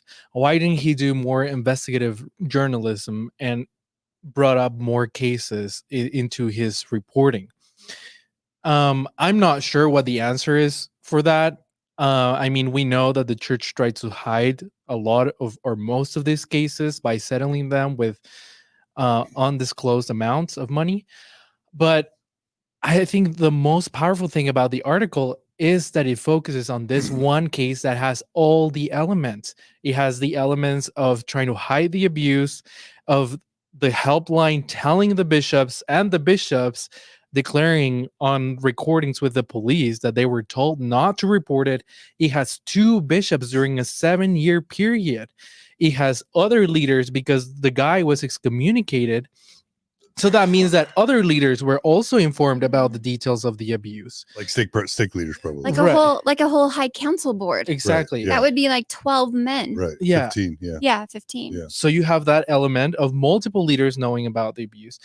You have the church, trying to protect its assets, by, trying to hide it. So you have all the elements there. And then you have the church claiming in court that that's their right. Their right is to hide the abuse. It's got it all. Yeah. Yeah. And that's why I think this article is so, so powerful. It literally illustrates everything that Tim is telling us here way back into 2018. Totally. Quick shout out to Doug Vincent. Thanks for the super chat, Doug. Your donations are super appreciated. I just want to say this, for the past 20 years, I've been looking at smoking guns regarding, the veracity or the truthfulness of the Mormon Church. Is the Mormon Church what it claims to be? And, we look at, Book of Abraham is the smoking gun, or Book of Mormon anachronisms is the smoking gun, or the racism in the Book of Mormon is the smoking gun, or the Masonic, influence in the temple ceremony and the changes to the temple ceremony, the smoking gun. I'll tell you a smoking gun. Here's a smoking gun. You ready? It's this, that when the Mormon Church in the 1960s, 70s, 80s, 90s, whenever it was, when they found out that there was a sexual abuse problem where men, women, and children and teenagers were being sexually abused in multiple locations. And then they said, hey, we need to set up a hotline because abuse is rampant. When they set up that hotline, it wasn't like, oh my gosh, how do we get mental health services to the victims? How do we get physical and psychological and financial assistance to the victims? How do we protect the wards? How do we make sure that all wards and stakes are protected from repeat offenders? How do we use our wealth to make all this right and to build the world's leading edge gold standard for handling abuse? Instead of doing that, they bring on Kirton McConkie, implement a 1-800 hotline call system. With the first presidency in meetings. With the first presidency support. Yeah. And the entire hotline is engineered from top to bottom, start to finish, to protect the church's money, to protect the church's interests, to protect the abusers, all at the expense of victims and of ward and stake members that are going to suffer the repeat abuse. That is, how can that not be one of the biggest smoking guns the church will ever have to live up to? And if they've made changes, this is really important, everyone, pay attention. If the church has improved its hotline by 2022, it's not because Jesus was talking to the apostles and they did the right thing. It's because people like Lavina Fielding Anderson and Victims and Sam Young and other podcasts or activists or efforts spoke up, media outlets shamed and embarrassed the church into amending its hotline practices. But that's only been in the past few years. So do not mistake whatever the hotline is doing now with what it did 5 or 10 or 20 years ago. Because guess what? They claim to be special witnesses of Christ 10 and 20, 30 years ago. So they don't get the exemption of staying up with the times. They should have known beforehand. Did I overspeak? No, I agree. No. That was a rant. That was caffeinated John. That's good. Is that okay? Yep. Jen said that's okay. Mhm. Anything else, Gerardo, or do we jump back in? We can jump back in. All right. Here we go. They don't take it that seriously. There's really little care, as you keep saying, for the victim. I want to read something that this form, and this is given to bishops. Now, I noticed the date on that is 1999. Is this still current? We can't get a straight answer out of them. Okay. In the West Virginia case, they denied that they had even seen the form before, and nobody there could identify or tell us what's on there of the lawyers and their cell numbers. Yeah. Yeah, because we've got Meryl Nelson, Tom Walk, David McConkie, and Von Keach. Von Keach was against you in the Frank Curtis case. Is that correct? Or he was involved in some way? Yes. He was the head at Kirton McConkie of heading up this whole area of the church's legal exposure. Von has passed on, but he was succeeded by a guy named Randy Austin, who's now sort of the head honcho over these cases. But yeah, this is what you go up against when you sue the church, which is they don't really think the civil discovery rules apply to them. Right. And there's this little addendum or this asterisk that says personnel should never advise a priesthood leader to report abuse. Counsel of this nature should come only from the legal counsel. And again, if a priesthood leader recommends that a perpetrator report the abuse to civil authorities, you should also recommend to the perpetrator that he or she should consider obtaining legal counsel, which is extraordinary. It is extraordinary. Yeah. Tell the perpetrator to turn himself in, but also tell him before he turns himself in to talk to a criminal defense lawyer. Get real. Yeah. And there's no protocols there for assisting or caring for the needs of the victim. Not one. Now, You notice that? yeah. And Yeah. can I ask in the general? So, I mean, I guess telling a victim to get a lawyer, I mean, it makes sense, but I didn't understand quite why Gina and Tim were both so outraged about that, but that's probably me being insensitive. But like, I could almost see it, but you better get a lawyer, like that not being a terrible thing.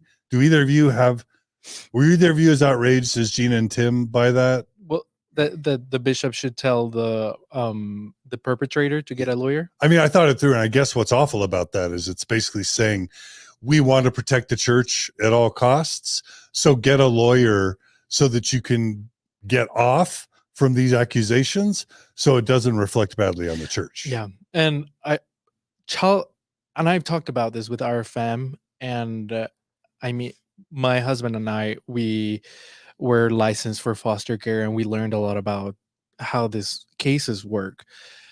But child sex abuse, unless there's definite proof, is really hard to litigate. Really, really hard to litigate. To the point where, like, we were trained in foster care that if we learned that a kid that we're fostering was abused by the kid comes and tells us, we are not supposed to tell them even the words like, I'm sorry that happened, that's awful. We're not supposed to say anything like that. The literally only words that we can say is, it's not your fault. That's literally the only, like, we're trained in our license, in order to get licensed, that's the only phrase that we can use, because any other phrase can tamper with the testimony of the kid and then be dismissed in court. So that shows how, like, fragile the evidence on child sex abuse can be in litigation. So telling a perpetrator, instead of the victim, go and get yourself a lawyer, like, it's kind of, Yeah. I see it as outrageous as too. Yeah, I just wanted to make sure I understood it. And by the way, I did misspeak. It's the perpetrator that the church advises to get a lawyer. But then they don't advise the victims to get a lawyer. That's outrageous, right? Yeah. Yeah. That is outrageous. And I just want to say, in fact, they discourage victims from getting lawyers. I think that's wrong. Yeah. But for Gerardo, that sentence is like life-changing for a victim. So I still remember the first person that told that to me and the weight that lifted. So just that sentence, if you want to have a sentence, that's a good sentence. Yeah. Thank you, Jen. Okay, let's continue.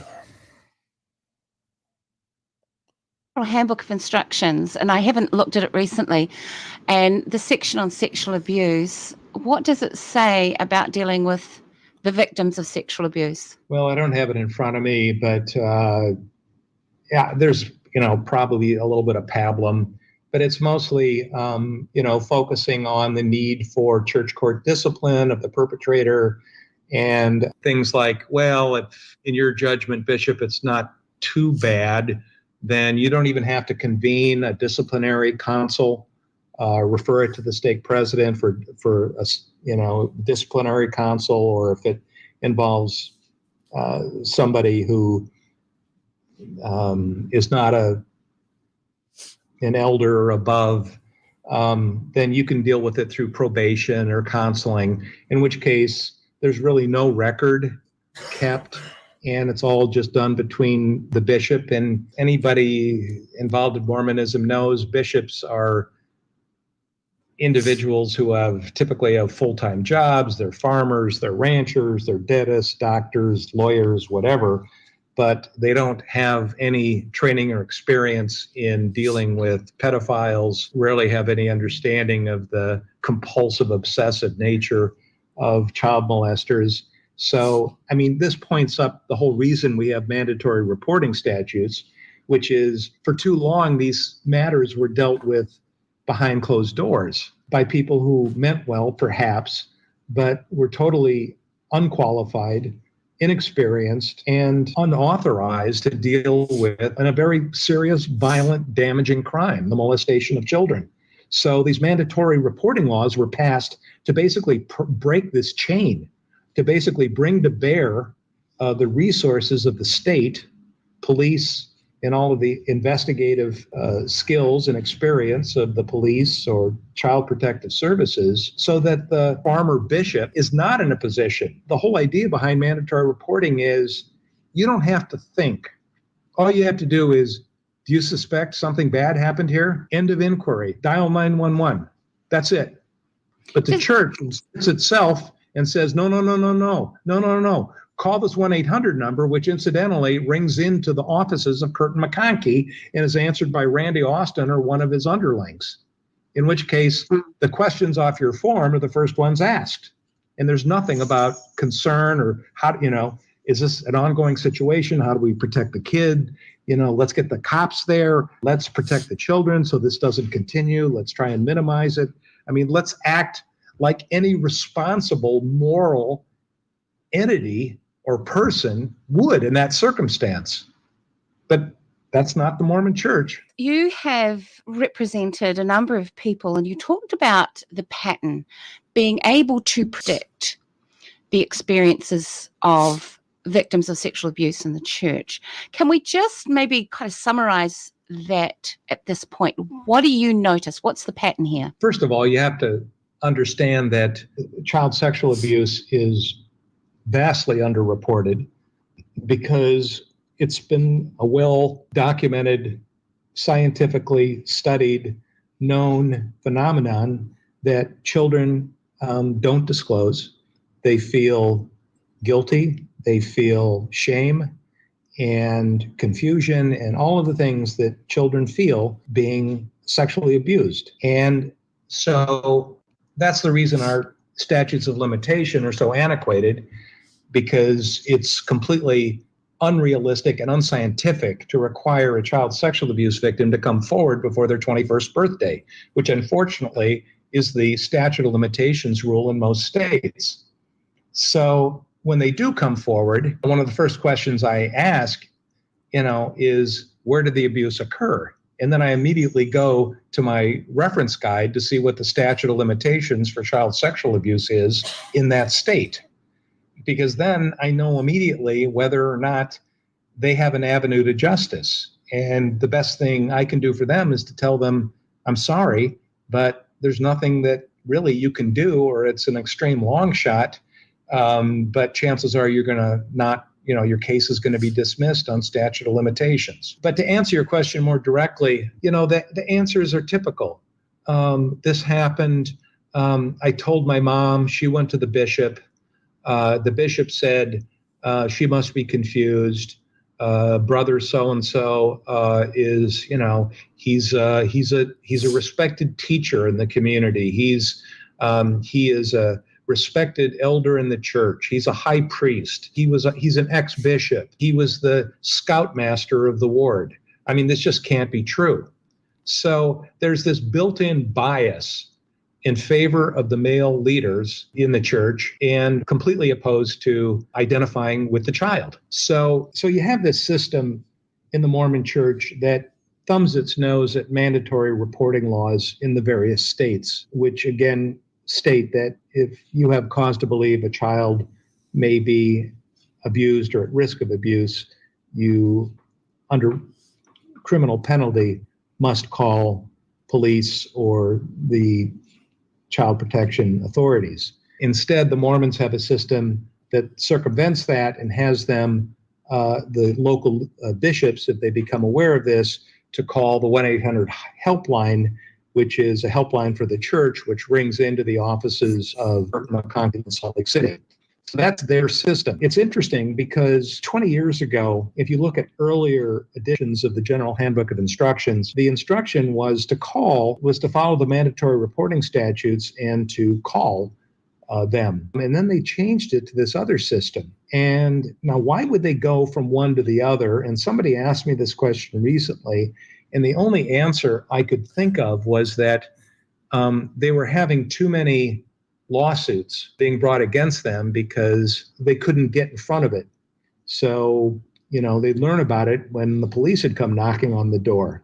And by that time, the cat was out of the bag. So they changed it to this, call our lawyers. And the ostensible reason for calling the law firm was, we just have to make sure that we need to have a lawyer review it so that there's no violation of the clergy penitent privilege, which is ridiculous because it's not the perpetrators calling, and perpetrators overwhelmingly aren't the ones that report to the bishop their sexual abuse of children. It's coming in through a child, a victim, a parent, a friend, and there's no clergy penitent issue involved. But it becomes a pretext, a justification in the church lawyers' minds to circumvent the mandatory reporting laws. And so that form you read, I think, reflects their total befuddlement and confusion, because the language is so confusing. But if you read it 3 times, you pretty much get the message, which is don't call the local authorities, call the church's law firm first, and they'll take over. Okay, so something that you said was really quickly, like so much there that's like super shocking. And like I have already given one smoking gun today. There's smoking gun number 2, that 25 years ago, the church's default policy in handling sexual abuse was to notify. And then they changed it to the hotline, and literally intentionally, explicitly decided to stop having the default policy to be reporting to authorities. That's on the Instagram post, by the way. Yeah. Like that's just like, it's like, there's always this question. Did the brethren know it's not true? Did the brethren know the history and the problems? Like this is an instance where the brethren knew that there was an outbreak of abuse, and they intentionally decided to harness lawyers and implement a hotline to do their best to hide and dismiss and intimidate and pressure these cases to not ever go to law enforcement, let alone to trial. Yeah. And there's another thing that I kind of want to point out with the hotline is that when this hotline was put in place, like the stake presidents and bishops call in to it. They have that form. At least they used to have the form that they would fill out. No one knows, I guess, if they still use it, but they had this paper form that they would fill out. And then after they decided, I guess no matter what, if they decided if it was abuse and they transferred it to the lawyers, or if they decided to just give it back to the bishop to take care of, that paper, you think that like church headquarters would keep track of who called in and what the victims' names were and who the abuser was, so that they could have that, to follow up with them or to have some kind of like reach out to the victims. But they didn't. At the end of the day, they would collect all these papers of all these victims, and they would shred them at the end of every day. Yeah. And they wouldn't keep track. They wouldn't, reach back out and make sure things were taken care of. They wouldn't do anything like that. They would shred them so that there was no evidence that someone could come in and say, you knew about this. Yeah. Yeah. So they're destroying. Yeah. Destroying the evidence. There's that. Yeah. It's like Watergate, Nixon level. Yeah. crime. If you're worried about the victims, if you care about the victims, you would know their names. Yeah. And preserve the records. Yeah. You wouldn't, even if they don't keep the abuser's name, whatever. But you knew, and you knew, Yeah. you knew at one time all the victims' names, and you didn't reach out, and you didn't keep them, and you didn't follow up. Yeah. And reporting to law officials doesn't mean the person's going to be convicted. Maybe it's a false accusation. Who knows? Right. It's just allowing police and the legal system to do its job. And if the person is convicted, then they're on the sex offender registry, and then people can know. And then if he goes to a different state, people can look him up, and background checks, that stuff's going to come up in background checks. It's just why would you want to prevent, again, we believe in honoring, Mormons believe in obeying, honoring, and sustaining the law. Why wouldn't you leverage the judicial system and the justice system to help maximize both the fulfillment of justice and the protection of your members? Yeah. You know what else happened in 95 when the helpline was established? The Ensign Peak investment fund started going up. Yeah. So they knew that the risk was a lot higher. Yeah. Was starting to be a lot higher. Yeah. Oh man, I'm having to take deep breaths. This is hard stuff. All right, let's continue. Really important there, this clergy penitent privilege. And that is that if you go to clergy and you make a confession, under normal circumstances, that clergy is not required to mandatorily report, except where the law says so. And that would be in many states. In some states, it would be in cases of sexual abuse, correct? That's correct. In many states, they don't recognize clergy penitent privilege in the context of child sexual abuse. Okay. What about Utah? Does it? Well, here's the deal. I'm not licensed in Utah, so I don't want to give general legal advice about the law in Utah. Okay. And so what I always say is you should consult an attorney in the state of Utah. But my general understanding, not legal advice, is that clergy penitent, that is perpetrator to clergy communications, are protected, do not have to be reported. But here's another issue, Gina. The church will come up with so many obfuscations, so many dodges. They'll say, well, it's not just clergy penitent communication. We believe that any confidential communication, as we define it in the church, which is, and I've got deposition transcripts I could send you, where Mormon bishops, I say, well, Bishop, are you saying that the communication that you had with my client's mother or with Mrs. So-and-so who came to you complaining about the abuse of her child, that's a confidential communication and therefore privileged? Yes. So any communication that any member has with you is privileged because you're a bishop and they said it to you? Yes. So if I was a member of your ward and I said, hey, Bishop, that's a nice car you got, you would consider that to be privileged? Yes. I mean, this is what you're dealing with. They will go to whatever extreme they need to shield the church from incriminating evidence. And it's beside the point, though, in many respects, because as you said before, most people are coming to their bishop to report sexual abuse. So this clergy penitent privilege isn't even a thing, in most cases isn't even a thing. But the church legally acts as though it is. How do we get the perpetrator off? Exactly. And that's what we're talking. That's the point I'm trying to make, which is there's that which is the legal rule and there's that which the church does.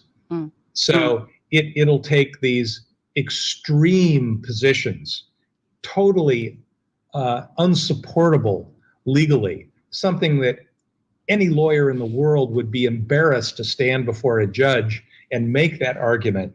And yet the Mormon lawyers will do that and have done that. And they will advance the most preposterous arguments to justify their extreme positions. Can you give us an example of that, Tim? Sure. Well, just that, where they will argue that, this was documented was told in the book, how every place we tried to take a deposition of a bishop, whether it be in Michigan or other states, they would hire local law firms that would come in, and they would then obstruct the deposition, direct the bishop not to answer the questions. What did so-and-so say this was not a perpetrator. This is in no way a clergy penitent communication. This was some other member who came to the bishop and told him about an abuse situation. And they would argue that that the bishop should not be compelled to answer that question in deposition. Well, $22,000 later in attorney's fees and an appeal to the appellate court of Michigan, and it happened again in the state of Wisconsin. Every place I went, they would assert these bogus claims. And, most law firms don't have $100,000 to burn up litigating a question. And you have to understand that this is stuff that's really foreign to most judges. They don't deal with this stuff every day, and they can be just sort of intimidated by the church's argument because, they hadn't studied the, First Amendment or free exercise. Maybe they read the briefs. Maybe they care. Maybe they don't care. But it's so you can be just right as rain and go into one of these jurisdictions, and the judge says, well, I don't know. He says it's confidential under the terms of their religious belief system, and I guess that's good enough. So no, you don't get the answer. So that's the stuff you deal with. So it just encourages them to to throw up roadblocks. And they're throwing up road. I just want to say, this is something you have to think through because it's a little bit tricky. So the clergy exemption is created. So this is a law in a state, and I understand that 40 states have clergy exemptions. I can read it. Is that yeah? Okay? Go ahead. Yeah. So in childwelfare.gov, he has a whole document called the clergy mandate, and he lists how it works on every state. Basically, on these states, there's privilege granted from mandated reporter, and it's limited to pastoral communications. And these states are Alabama, Arizona, Arkansas, California, Colorado, Georgia, Illinois, Louisiana, Maine, Massachusetts, Michigan, Minnesota, Missouri, Montana, Nevada, New Mexico, North Dakota, Ohio, Oregon, Pennsylvania, South Carolina, Vermont, Virginia, and Wisconsin. In all these states, a clergy could say, that any pastoral communication is privileged and therefore they don't have to report. And then we have a few states where clergy is not even enumerated as a mandated reporter, which is Utah, Idaho, Florida, Maryland, Kentucky, Delaware, and Wyoming. So in those states, clergy is not even enumerated as a mandated reporter. And, I don't have to kind of state that if you had to pick some states where the Mormon Church would have a disproportionate influence on the state legislatures, it's going to be places like Idaho, Utah, and Wyoming. And the fact that the church has used its power, money, and influence to make the states where it resides most disproportionately, most significantly, to use its power to protect the church and to even strengthen these clergy privileges is kind of revolting to me. And, so when the lawyers say, well, the church is just following the law, the bishops are just following the law. Yeah, they're following the law that the church and its legislators implemented at the church and its lawyers' recommendation. But remember, it's following the law to choose to not report. It's not that they cannot report. My understanding is that there's not a state in the United States of America where a clergy cannot report the abuse to the police. Right. In every state, they can report to the police. They in the states that I just read, they can choose to not report. Right. So even if these laws were in place, the church could still recommend that their bishops report the abuse. And I also think it's just, this point gets lost, but in the overwhelming cases of abuse within Mormonism, it's not the perpetrator that's going to the bishop saying, "Hey, bishop, I have a sin to confess. I'm an abuser." Like, okay, if the church wants to make it so a sinner or a perpetrator feels comfortable to talk to a bishop, fine. But in the overwhelming instances, it's the victims and their families or people in the know that are going to the bishop and saying this abuse is happening. Mm-hmm. So for the church to use the clergy exemption to apply to victims and their families to prevent notifying the police authorities, that's outrageous. Yeah. Right? Mm-hmm. Yeah. Yeah. It's outrageous. Mm-hmm. Yeah, it's revolting. Yeah. All right, let's continue. Blocks to bleed the case dry of resources, right? Like anything that they can do, Right. even if it's mischievous, Right. to and even unethical, and not within the general purvey of the legal practice, the legal profession. They'll do anything. Absolutely. Yeah. And I mean, again, coming back to, the entire leadership of this church would rather be packed off to a federal prison for knowingly violating the anti-polygamy laws than to give in to the secular, what we're talking about here is the rule of law. And the question is, does the Mormon Church believe in the rule of law? And this is a whole other discussion, because I would maintain, no, they don't. Because the Mormon Church believes that it is the rule of law and that it takes precedent over the Constitution and the secular laws. Now, they'll deny that and pay lip service, but, that's what they do. They are not, they believe that the law of the church is supreme. When I read your book, one of the things that came out to me, that became really clear to me, is that you're reasonably shocked by the activities of the church's legal team. Well, that was a long time ago. No, I'm you're not. shocked. No, I mean, I expect it. Yeah. I mean, I factor it in, when I take on a case, and I don't have any more 5-year blocks of time that I can commit to a client anymore, because I'd actually like to spend a little bit of my life thinking about other things in the Mormon Church, believe it or not. You and everybody else. Yeah. So that's my story. Right. I've given a lot, and I'm kind of spent, and I cheerlead other lawyers that want to dive into the breach, but I warn them in advance, which is, be careful what you wish for, because this is going to alter your life if you take this on, because you are definitely tilting at windmills, no doubt about it. Right. I wish I had good news, Gina. But when people say, well, why won't you bring cases in Utah or Idaho or Arizona or those places? And I tell them, I would rather sue the Taliban in Afghanistan. I would have a better chance than suing the Mormon Church in any of those places. And even when you get to a place like West Virginia or Washington State, you have to understand this institution. It has representation, political clout.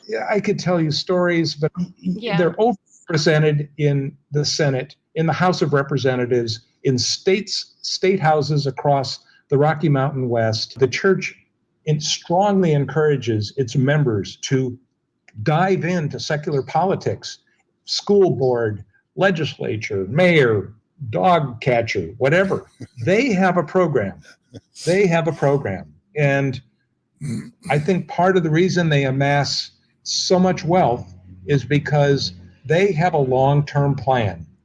And it's not a plan that's consistent with democratic ideals, in my opinion. And I can hear people, I'll just say I've made this argument before, that some people like to make the argument, and this is rough, this is hard, this is probably going to be a little bit controversial. It's definitely a hot take.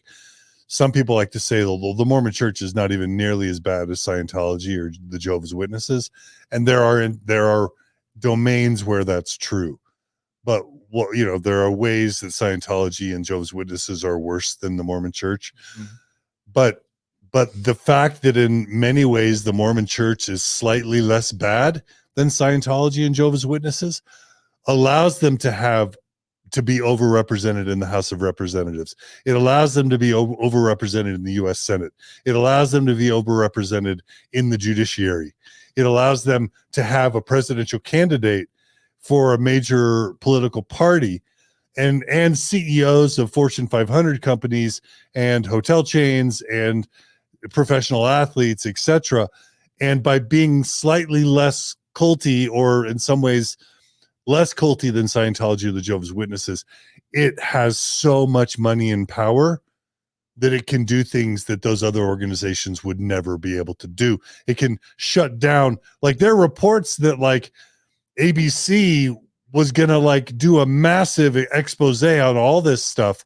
And the church had its lawyers call Frontline or ABC or NBC or whatever and say, if you report too much on this stuff, we're going to sue you into oblivion, or let's talk to our executives and let's shut down these stories before they come out. So that's, I've thought about having a book someday entitled Nice Cult, because by being a little bit nicer than Scientology and the Jehovah's Witnesses, the church has so much money and power, it can literally do anything, almost anything at once. Yeah. Yeah. Yeah. Hot take from John. Okay, let's keep going.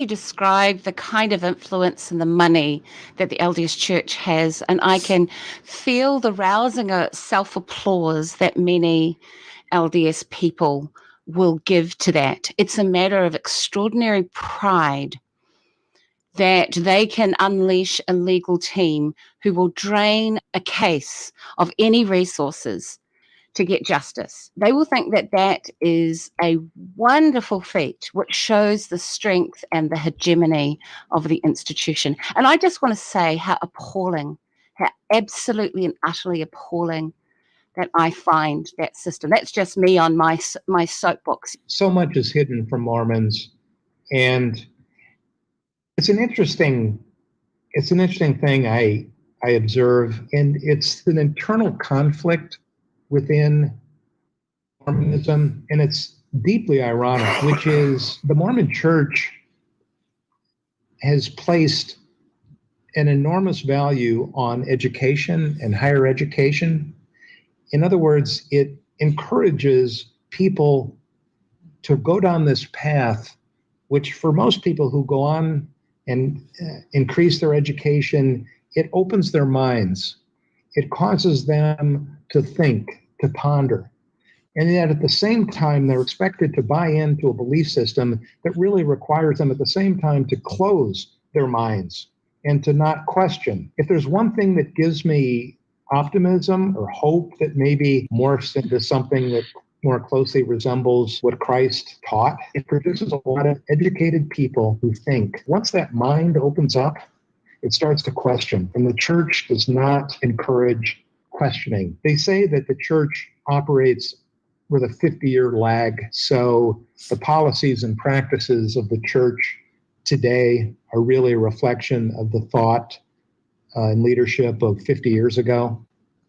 So maybe 50 years from now, it'll reflect a more progressive view, a more Christian view. It's like the Vatican. It moves at a glacial pace. But modern people, modern Mormons can't abide it for 50 years. No. I mean, to me, the Mormon Church is perhaps the most fascinating aspect of American history there is, in large part because it's so unknown to most Americans. On the East Coast, the media, every time I get a call from a reporter, it's like I have to start from square one because they don't know anything about the Mormon Church or Mormonism or its history.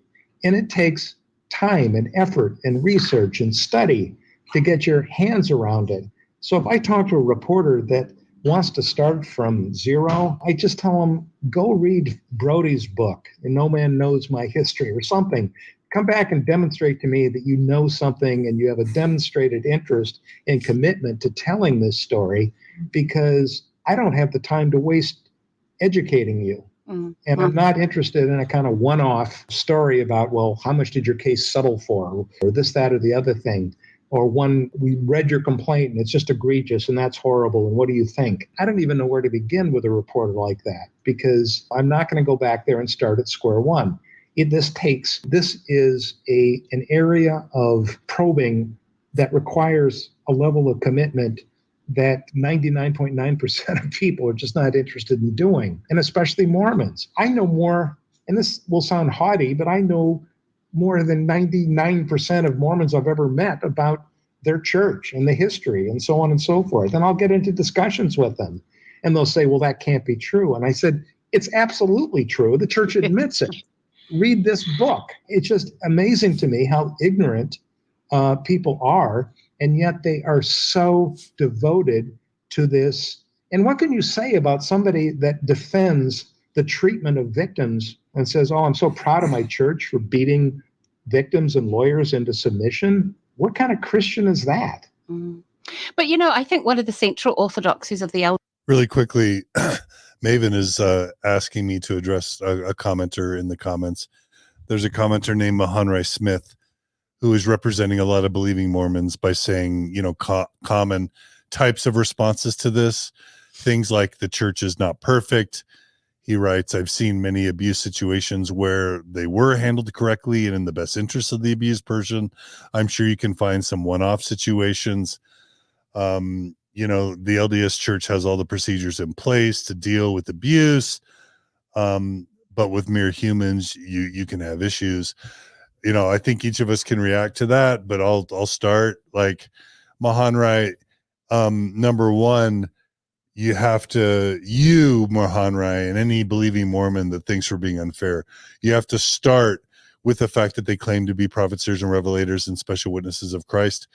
They should be ahead of the curve, decades ahead of the curve to Tim Kosnoff's point, not 20 to 30 to 50 years behind the curve. So number one, they by definition, they need to stop claiming to be special witnesses of Christ and for this to be the one true church. But to go a little bit further, when people like Levina Fielding Anderson, decades ago, or Sam Young now, or others have spoken up to call the church on their abuse, the church has punished the whistleblowers and excommunicated them. And so, Mahonri, others, believing Mormons, how do you account for that? That's awful behavior. And then let's just say that the church has improved over the past 3 or 4 or 5 years.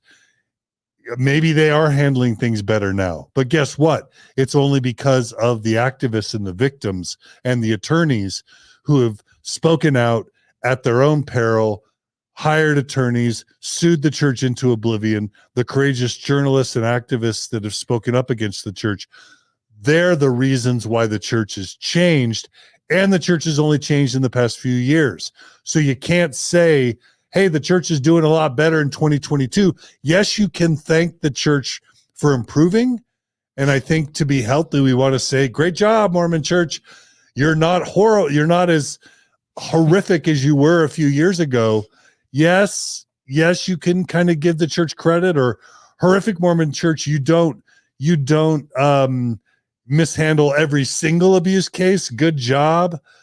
Yes, you can do that in theory, but if you don't acknowledge the decades of horrific treatment, of all the terrible cases, of the commonality, of the just raw frequency of the thousands and tens of thousands and hundreds of thousands of abuse cases, and all the ways the church has not only harmed the victims, but punished the victims, punished the whistleblowers, and protected the perpetrators to allow future abuse. You can't just say, Mahonri, that the church is starting to do better without atoning. Do you not believe in the atonement? What did Jesus say about repentance? What did the church teach us about repentance? The church said you need to acknowledge the sin, confess the sin, forsake the sin, make it right, make restitution, and then promise you won't do it again. The Mormon Church has done none of that. With the Arizona case, right? Period.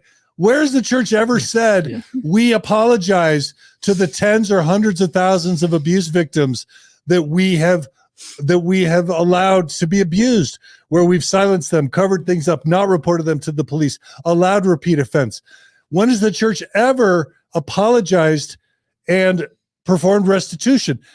Instead, what the church does is Dallin H. Oaks makes a public statement saying we neither seek nor offer apologies. And then to make it even worse, they'll take a 12 or 13-year-old boy or girl, rake them over the coals about, masturbating, keep them from missions, keep them from getting married, make them postpone their marriages, shame them in front of their communities for touching themselves, which is a normal, healthy behavior. They expect exact obedience and contrition and repentance and apologies for the membership and exact full honesty when they don't even offer it themselves in these horrific abuse cases. Yeah. I'm ranting. That would be my response, right? I mean, I don't know if he's commenting in good faith. I mean, he just said that he doesn't know of any cases that have been handled incorrectly. So I mean, just in this episode, we've shown hundreds of instant messages of people chatting in YouTube and Facebook. Yeah. I was abused. My family was abused. People in my ward were abused. The bishop silenced it. We were told to be quiet. Like, just in this chat, you can literally see hundreds of examples of mistreatment. Jenn, how are you doing, Jenn? Yeah.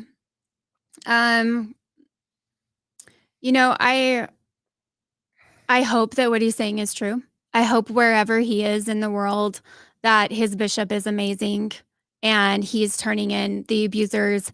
And, because that's what he's saying. What I would say to him is, what did you do for the victims? I want, if that's what's happening, if he's doing that part, then what's happening after that? Did you follow up with the victims? Did you pay for therapy? Did you make sure the abuser was out of reach of them or any other child? What were the steps taken after that? Just reporting it, in my book, is not even enough. When you're the leader and the mouthpiece for God, that's not enough. So I don't want to shame him in any way, because I hope that that's true. I hope wherever you are, that is true. I really do. And for you to be in the comments and telling everyone else that they're pretty much full of it and don't know, what's happening today in the church, because that's not their truth, is also not okay. Yeah. Thank you, Jenn. Yeah. I mean, we have, one of the best movies I've ever seen. We should put this in the show notes, is the movie Spotlight, which is how a bunch of courageous reporters in Boston ended up, including the author of this AP article, right? Mm-hmm. Ended up uncovering systemic abuse within the Catholic Church. And we have no idea whether the Mormon Church is worse, better than the Catholic Church, as bad as the Catholic Church, or worse than the Catholic Church. But what we do know is that as of today, 80,000 abuse claims have been made against the Boy Scouts of America. And we know that the Mormon Church represented something like half of their total troops, and that the church has already offered something like $250 million in a settlement, which is an acknowledgement of guilt. I heard my friend Randy, say that it's hard to get a couple $1 million settlement in today's judicial system. So a $250 million settlement, that's a serious admission of egregious abuse. And who knows how deep this is going to go. Maybe it's as bad as the Catholic Church, or maybe it's worse. But Orthodox believing Mormons, like Jenn said, please don't jump to the defense of the church. This is not the time to do that. Jump to the defense of the victims. Jump to I'm sorry. Jump to let's fix this. One of the things that is going to come out on Friday is that the church in many ways is acting legally. It is. It's acting legally. It's just acting immorally and unethically and unchristlike. And at the end of the day, the only real change is probably going to happen when members force the church to change, because otherwise they're just going to keep doing this, because this isn't new. This is a decades old problem. There's nothing new about this. Mhm. Like, this stuff's been around. We've known about this for 20 plus years. Yeah. Nothing new. Yeah, there needs to be background checks with anyone who's working with children. Yeah. There needs to be, it needs to be steps that need to take in place where they don't work with children at all, ever. Yeah. Even now in 2022, except because the state of California made it a requirement. In 2022, you can still work with children in the Mormon Church and never have a background check. The church has not implemented the most basic level of care, which is to require background checks of anyone working with youth or children. Yeah. They haven't even done that in 2022. Yeah. They're going to start, because California is making them, and sometimes as goes California, so goes the nation. But the church in 2022 hasn't even begun to start the process of protecting victims. Yeah. And your little kid's soccer coach has to have a background check Right. that they see once a week. Even the Boy Scouts. Yeah. or In the a Girl group, in a Scouts. group of people. Yeah. You know what I mean? There's, All right. Let's keep going. We're almost done, actually. LDS Church is that you give your loyalty above anything else to the president of the church. That is fundamental. So whether or not you've got lawyers or state senators, politicians, or wherever it is, the more orthodox Mormon will throw in all of their energy to supporting the organization at every cost, because they have been trained to offer that loyalty. And that's a historical thing. I mean, you can go back to polygamy, right?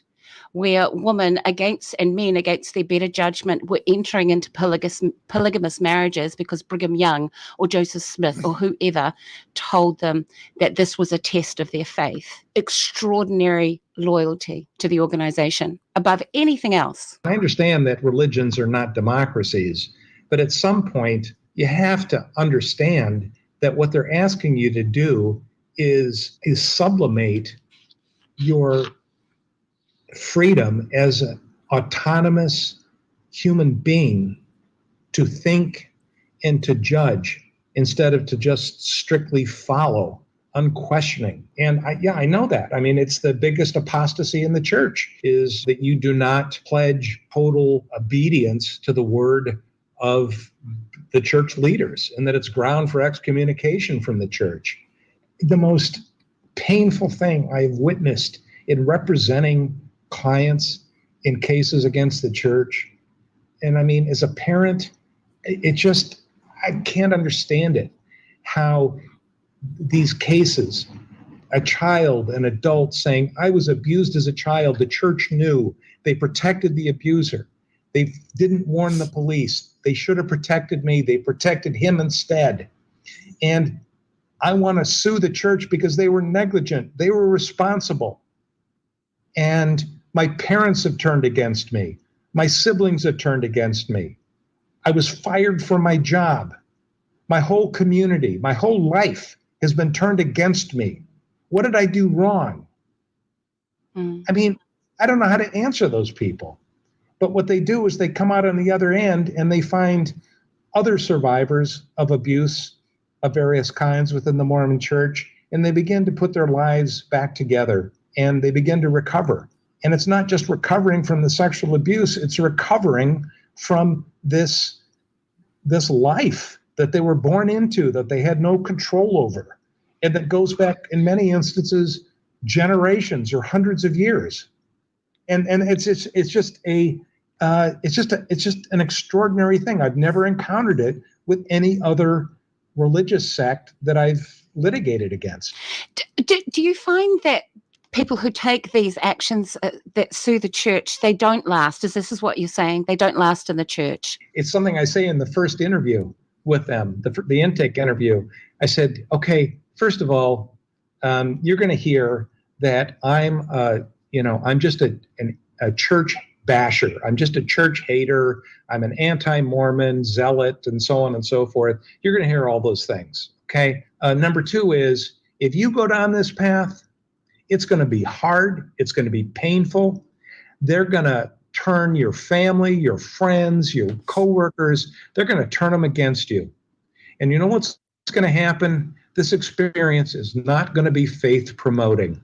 Okay? At the end of this, you're going to be asking me to help you get the church to remove your name from church records because you're ready to move on. And that's an inevitable consequence of taking on this institution, because your eyes are going to be opened and you're going to see something that you haven't been allowed to see for a long period of time. And in my opinion, I guess that makes me Moses, because I'm doing more than obtaining a financial recovery for you. And I've had so many clients come to me afterwards and say, Tim, I can't thank you. What you did was transformative, and I never could have done it without you because you stood with me, and you helped me find my soul again. So you're not joining the church anytime soon, Tim? No, and it's my words sound harsh and shrill, but until you've walked in my shoes, or until you've walked in the shoes of my client, it's like I represented many clients who were abused in the Boy Scouts, and I encounter people who just can't accept, that this institution is what I say it is. That it's a haven for child molesters because of their policies and practices. But we don't know how many child sexual abuse victims there are out there. For everyone that comes forward and identifies, there's probably 10 more that are still silenced by shame and humiliation. I never imagined in my wildest dreams that the scope of this thing could be as large as it is. And I'm not saying it's all in the Mormon Church. It's clearly not. And secular institutions are guilty. But I take heart that secular institutions at least have the ability to right the ship, and they aren't constrained by a religious belief system that rationalizes and justifies on religious grounds its policies and practices. So that's why I always come back to the Mormon Church, as I think it is the most pernicious form of the phenomenon that I've encountered. That's a huge call, right? The media at this point is filled with cases against the Pennsylvania Catholic Diocese, and you're suggesting that the LDS system is much more pernicious than even the local diocese. Well, it is. And maybe this is a difference between the modern Catholic Church and the current Mormon Church. The power of the Catholic Church, it was said that the Dark Ages were called the Dark Ages because the Catholic Church ruled the world. The Catholic Church was immune from any interference. There were the king's courts and there were the ecclesiastical courts. And in the Middle Ages, a priest could murder somebody and the king's court could not prosecute them. They could only be prosecuted within the church's courts, and the church dealt with all of that internally. And that was the tradition within the church. The church was all powerful, almighty, and priests were directly connected to God, and they were untouchable. With the modern age, that was swept aside, but still the tradition held, which was that the church was really sort of out of bounds and untouchable.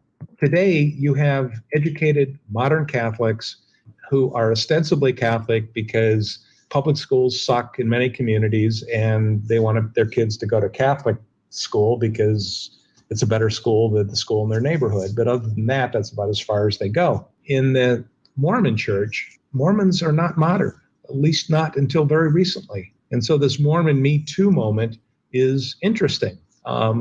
Will the church be able to snuff it out for another 20 years? Probably. We'll see. But yeah, I think we are at a moment. But,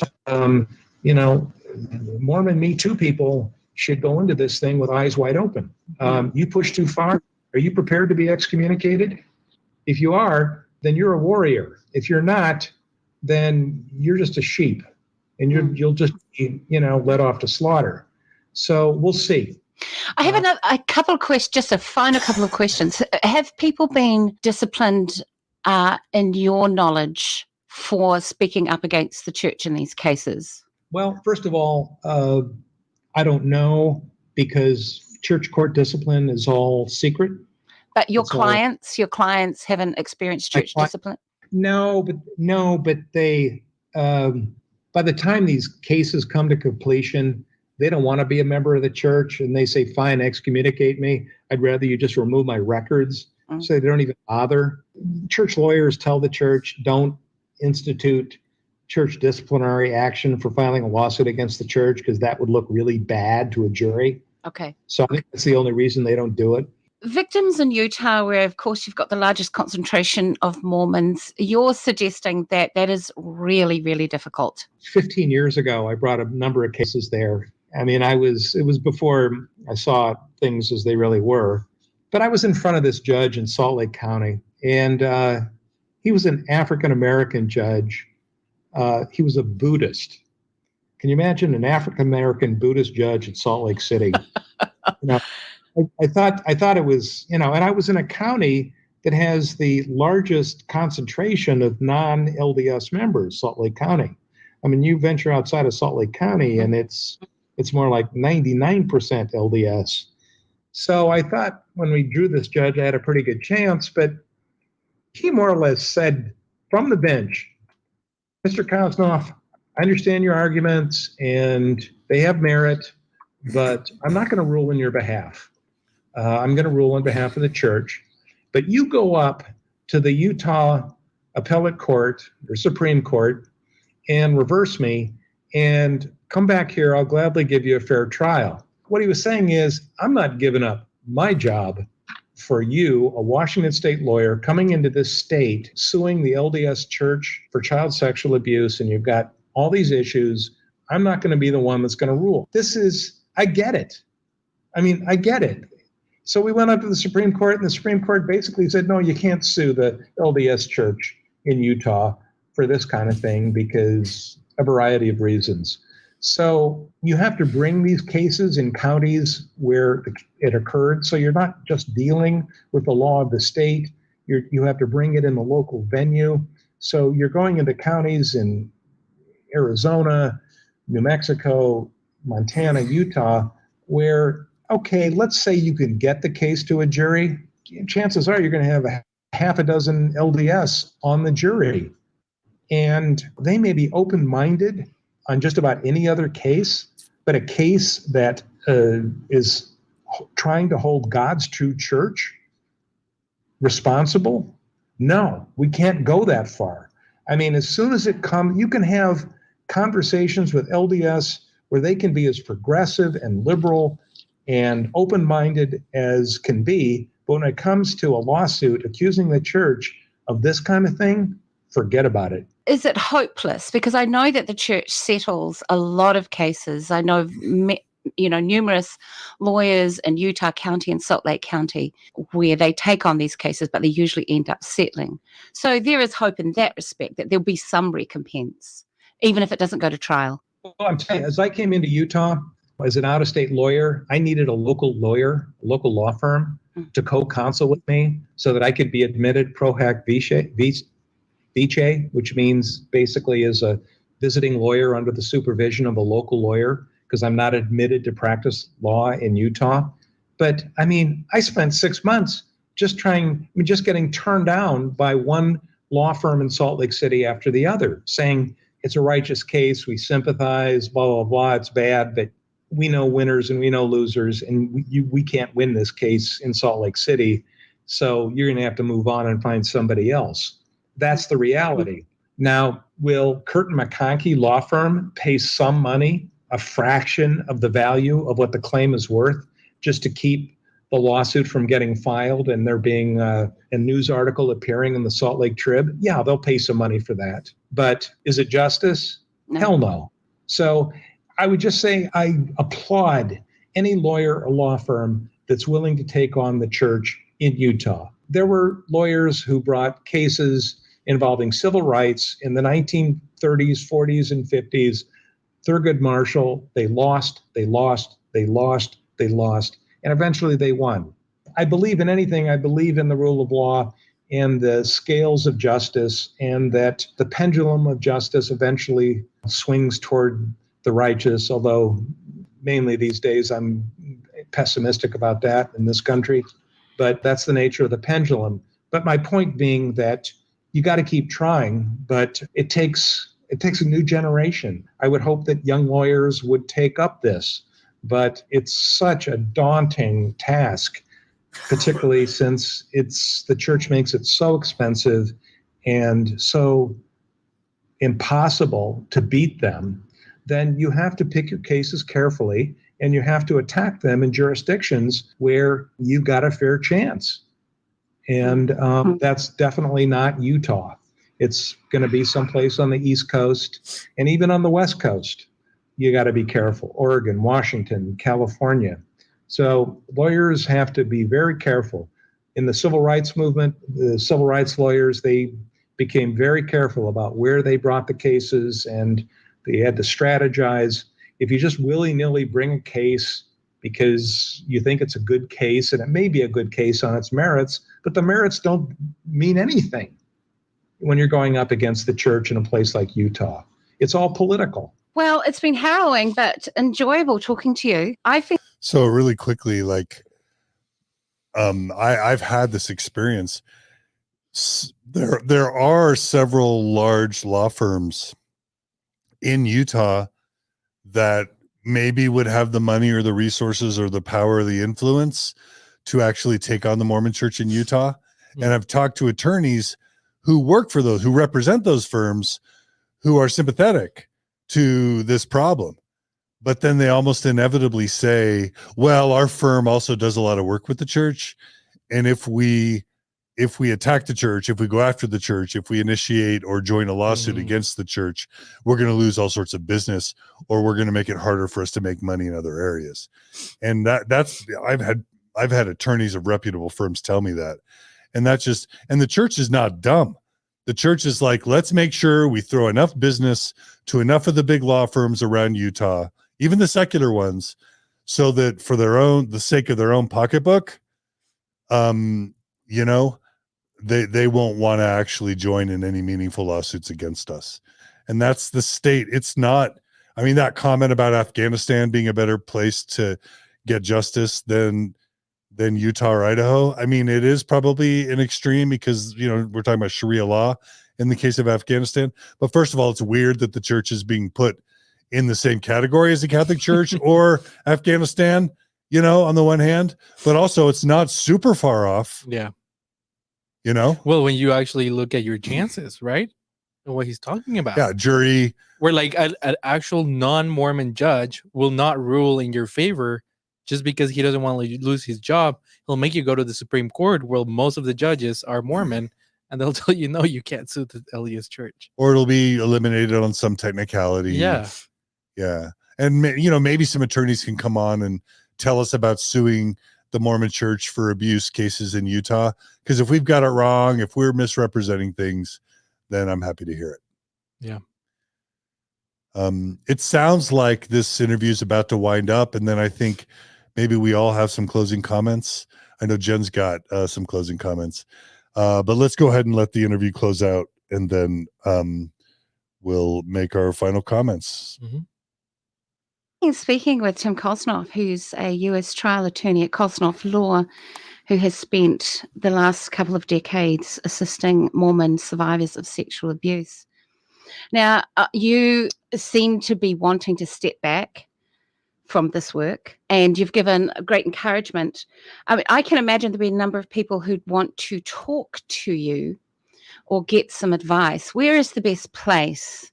Is it to contact you, or are there any other people who might be familiar with how to deal with the LDS Church in these sexual abuse cases? Well, sadly, I'm not aware of anybody. I wish there was somebody I could recommend out there. But as I've described,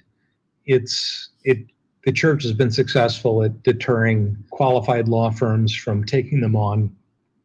But hell, when I took my first case on, I wasn't qualified. All I had was I was stubborn and I wouldn't give up.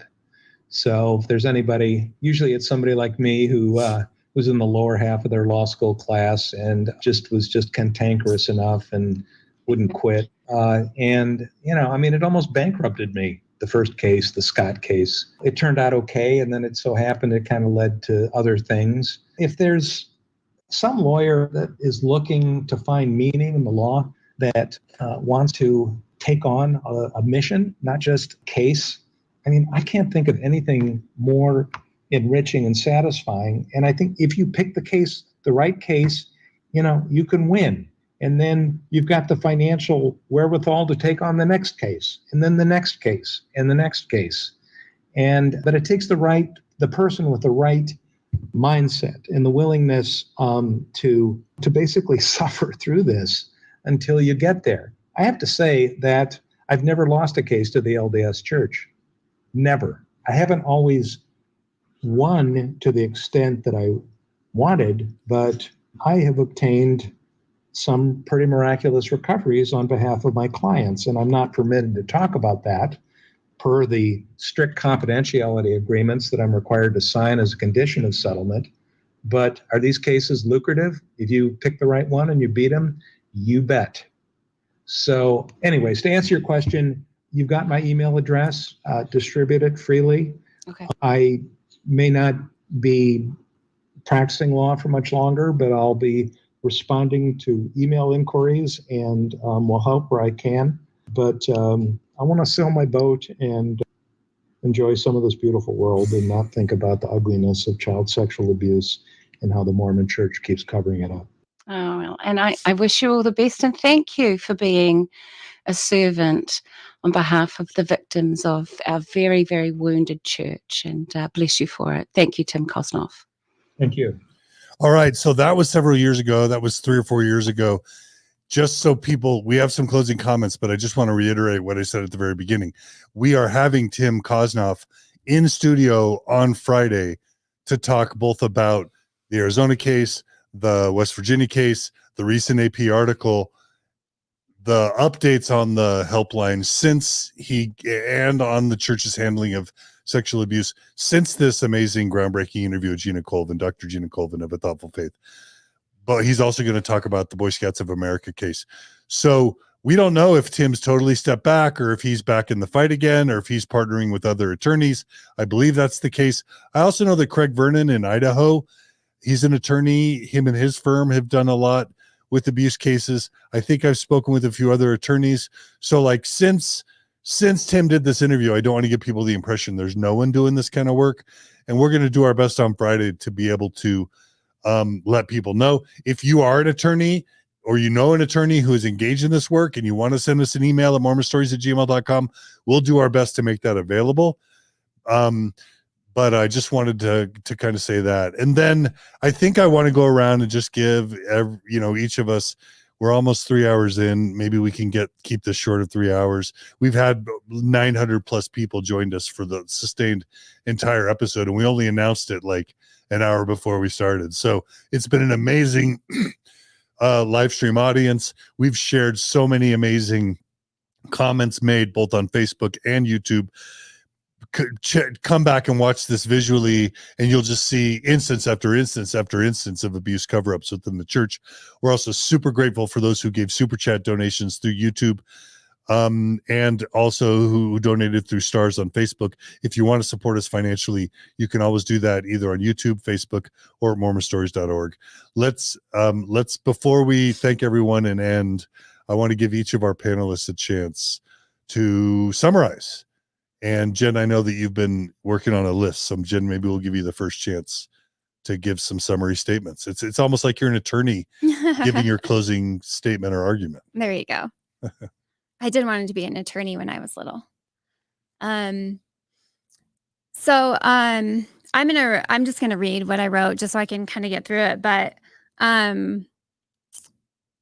what I want to say right now is how do we protect victims, past and possible future, abuses. So the first thing I would say to the LDS Church is do not advocate for abusers, audaciously advocate for victims, and get abusers help. The second thing I would say is do not cover up abuse. We understand that you are used to doing that with disturbing church history. We are done with you hiding and covering up to make you look good, take money from us, and hurt more people. You won't be allowed to do what you did to history to real abuse victims today. You do not have discernment. I know that is going to hurt your ego, but you don't. If you focus first and most on the victim and how you can help them in Christ's name, men and sometimes women won't want to do this because they know they will be exposed and prosecuted. And we will see a huge dive in abuse within the church. Hiding things breeds lies and more victims. And you need to stop. All adults, bishops, and stake presidents need to know that they should report abuse. To the police. To the police. Hiding history and abuse will be this is my own personal opinion. Hiding history and abuse will be the downfall of the Mormon Church. Bringing those two things into light and rebuilding with truth and love is the only way the church can redeem itself. And more people will continue to know this truth and leave until you change. And that's what I would say today. Beautiful. Thank you so much, Jen. We're so glad. And we're getting lots of comments. We always do, that people love your input. So thank you, Jen. Thanks. Gerardo, what do you want to say, brother? Not much. I think I've said a lot, but just that to me, this article was very impactful. I would encourage everyone to read it. We'll include the article in show notes. Yeah, it's very, very important. I honestly postponed reading it for a little bit, for a few days, because I thought, oh, this is just, again, kind of like more of the same. But then I learned that Mike Resendiz was the one that wrote it. So I was like, okay, this must be interesting. And it didn't disappoint. And to me, it really beats the article really beats this idea that, oh, the church does so well in other areas, or the church doesn't do the same with not all abuse cases in the church are the same. I mean, just read the article. Like, when you read the article and then read the church's response literally makes no sense. It's almost like they wrote it hoping for people not to read the article, because they don't address any of the allegations. They don't address any of the issues that they're bringing up, which are the same ones that Tim Kosnoff just brought up and confirmed as an attorney who has litigated for decades against the Mormon Church. So, yeah, go read the article. Yeah. Thank you, Gerardo. Thank you, Jen. And I'll just add, before we share some closing things and share again what the rest of the week is going to look like, because this is just the beginning, believe it or not. Mormon Church, it's not enough to say that you've made some changes. You only made changes because people like Lavina Fielding Anderson and Sam Young and a gazillion victims and lawyers like Tim Kosnoff and others and activists like Gina Colvin and others spoke up and embarrassed you and shamed you into making changes. So Mormon Church, stop saying that you've made changes. Stop saying that things are handled better now. You need to apologize for all the abuse and all the harm and all the cover-ups. And you need to stop hiding behind the law, because number one, you create the law. You use your power and your money and your influence and your legislators and your congressmen and senators and presidential candidates. You use them, and your corporate, billionaires and millionaires, you use them to create the law. So stop hiding behind the law, and instead stop implementing policies and hotlines and practices that protect the church's money, that protect the church's reputation, that protect the pedophiles and the perpetrators, and that silence and marginalize the victims and the abused. Stop doing that, and stop even hiding behind what's legal and what's moral. Go beyond that and implement policies that represent what Jesus would literally do. Use your hundreds of billions of dollars and all your power. Begin by apologizing, then use all your money and power to create systems that protect and support the victims first. Report everything possible to police. Do what you say in claiming in the article of faith that you obey, honor, and sustain the law. Act like you do, and use the justice system and policemen to make sure that every abuser is tried, and if found guilty, prosecuted to the full extent of the law. Use your money and power and resources to do that.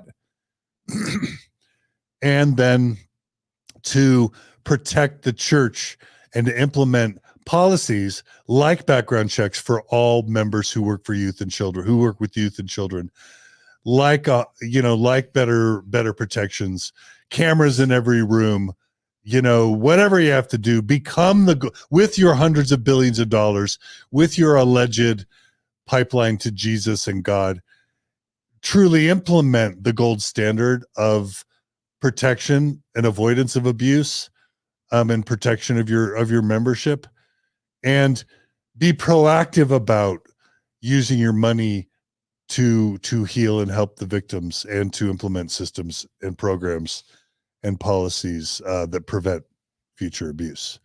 That's what I think is not just the moral and ethical and legal thing to do. That's the Christ-like thing to do. And that should be your standard, and nothing less. Yeah. Nothing short of that. Yeah. Yeah.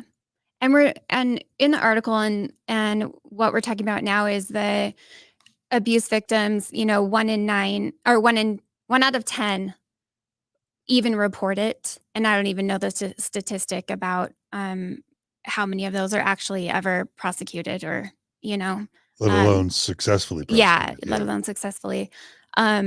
So most child abuse victims never even report it, never say anything. Yep. And so we're talking about a lot of people. Yeah. A lot of people have been abused and are hurting right now. And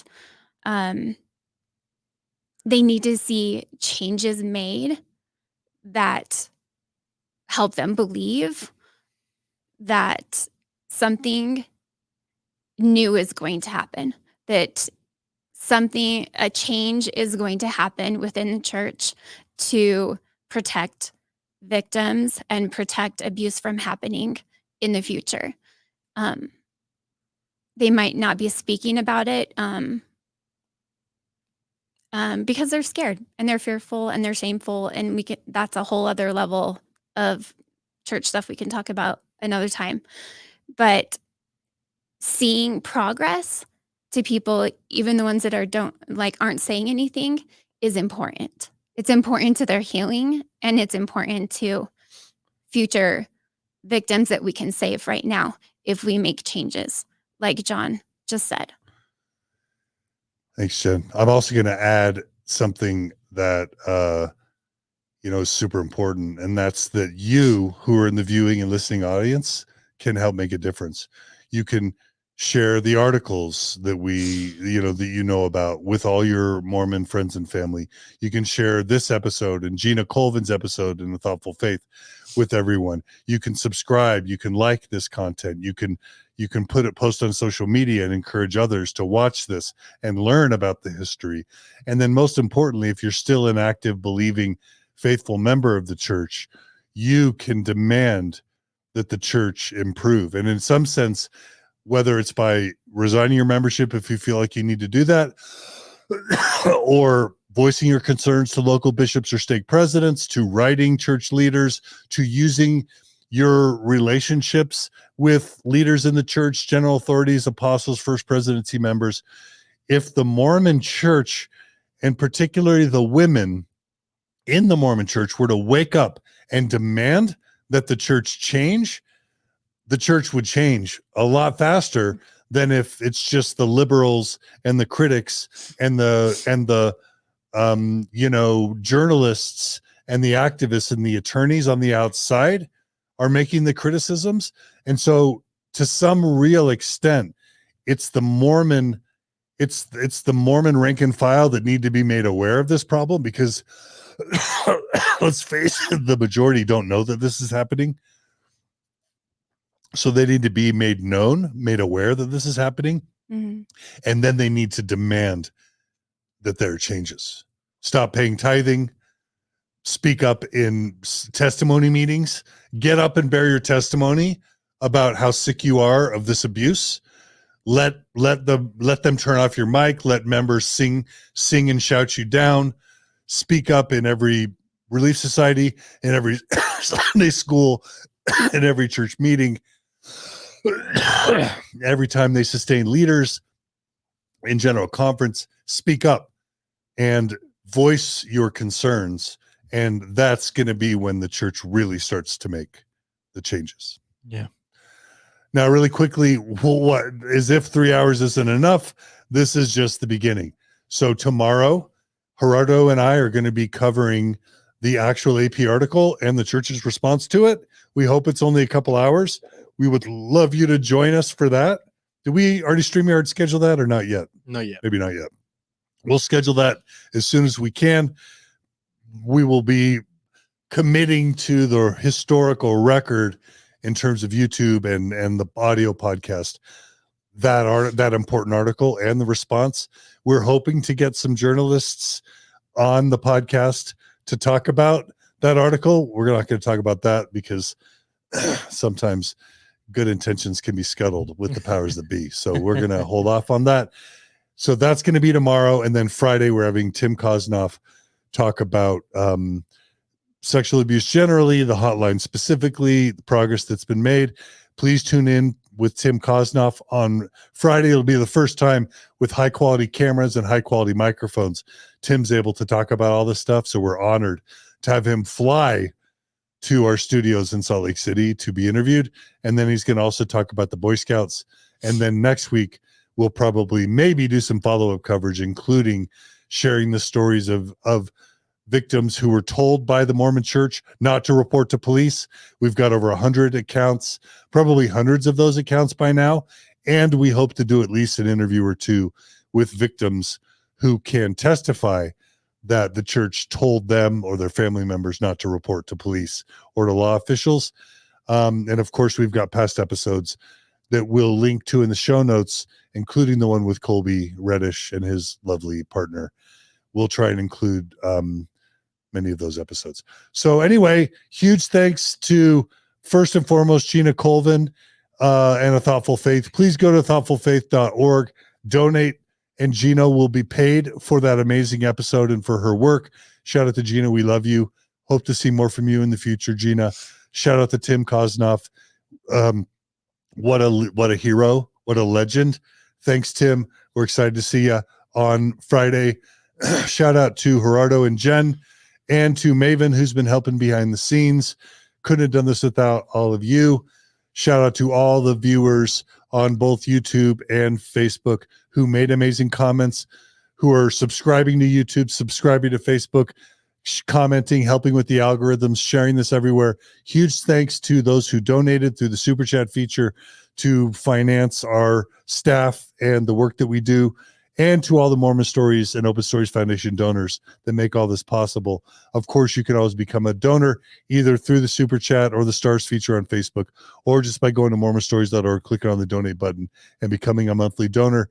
But thanks to everyone who supports us. We couldn't do it without you. And please just spread the word. And please be kind to each other, be good to each other. Remember, it's systems, not people. And thanks, most importantly, let's end by saying thank you to all the victims. You know, our hearts go out to all the victims that have had to remain silent. Our hearts are with you. and for all the victims that have spoken up in whatever way you've been able to speak up over the years, locally or through other channels, through the news media, through podcasts, the folks in the Arizona case, the folks in the West Virginia case, and all the thousands of others that have spoken up and been shouted down or shut down, or your lawsuits have been shut down by the church and its money. You know, you are the true heroes. You are the true heroes of everyone we've mentioned. So our hearts go out to you. We love you. And thank you for raising your voices. We've got a heart from Jenn. Gerardo's given us the nod. And thanks, everybody. Love you guys. Be good to each other. Be kind to each other. And we'll see you all again soon on another episode of Mormon Stories. Take care.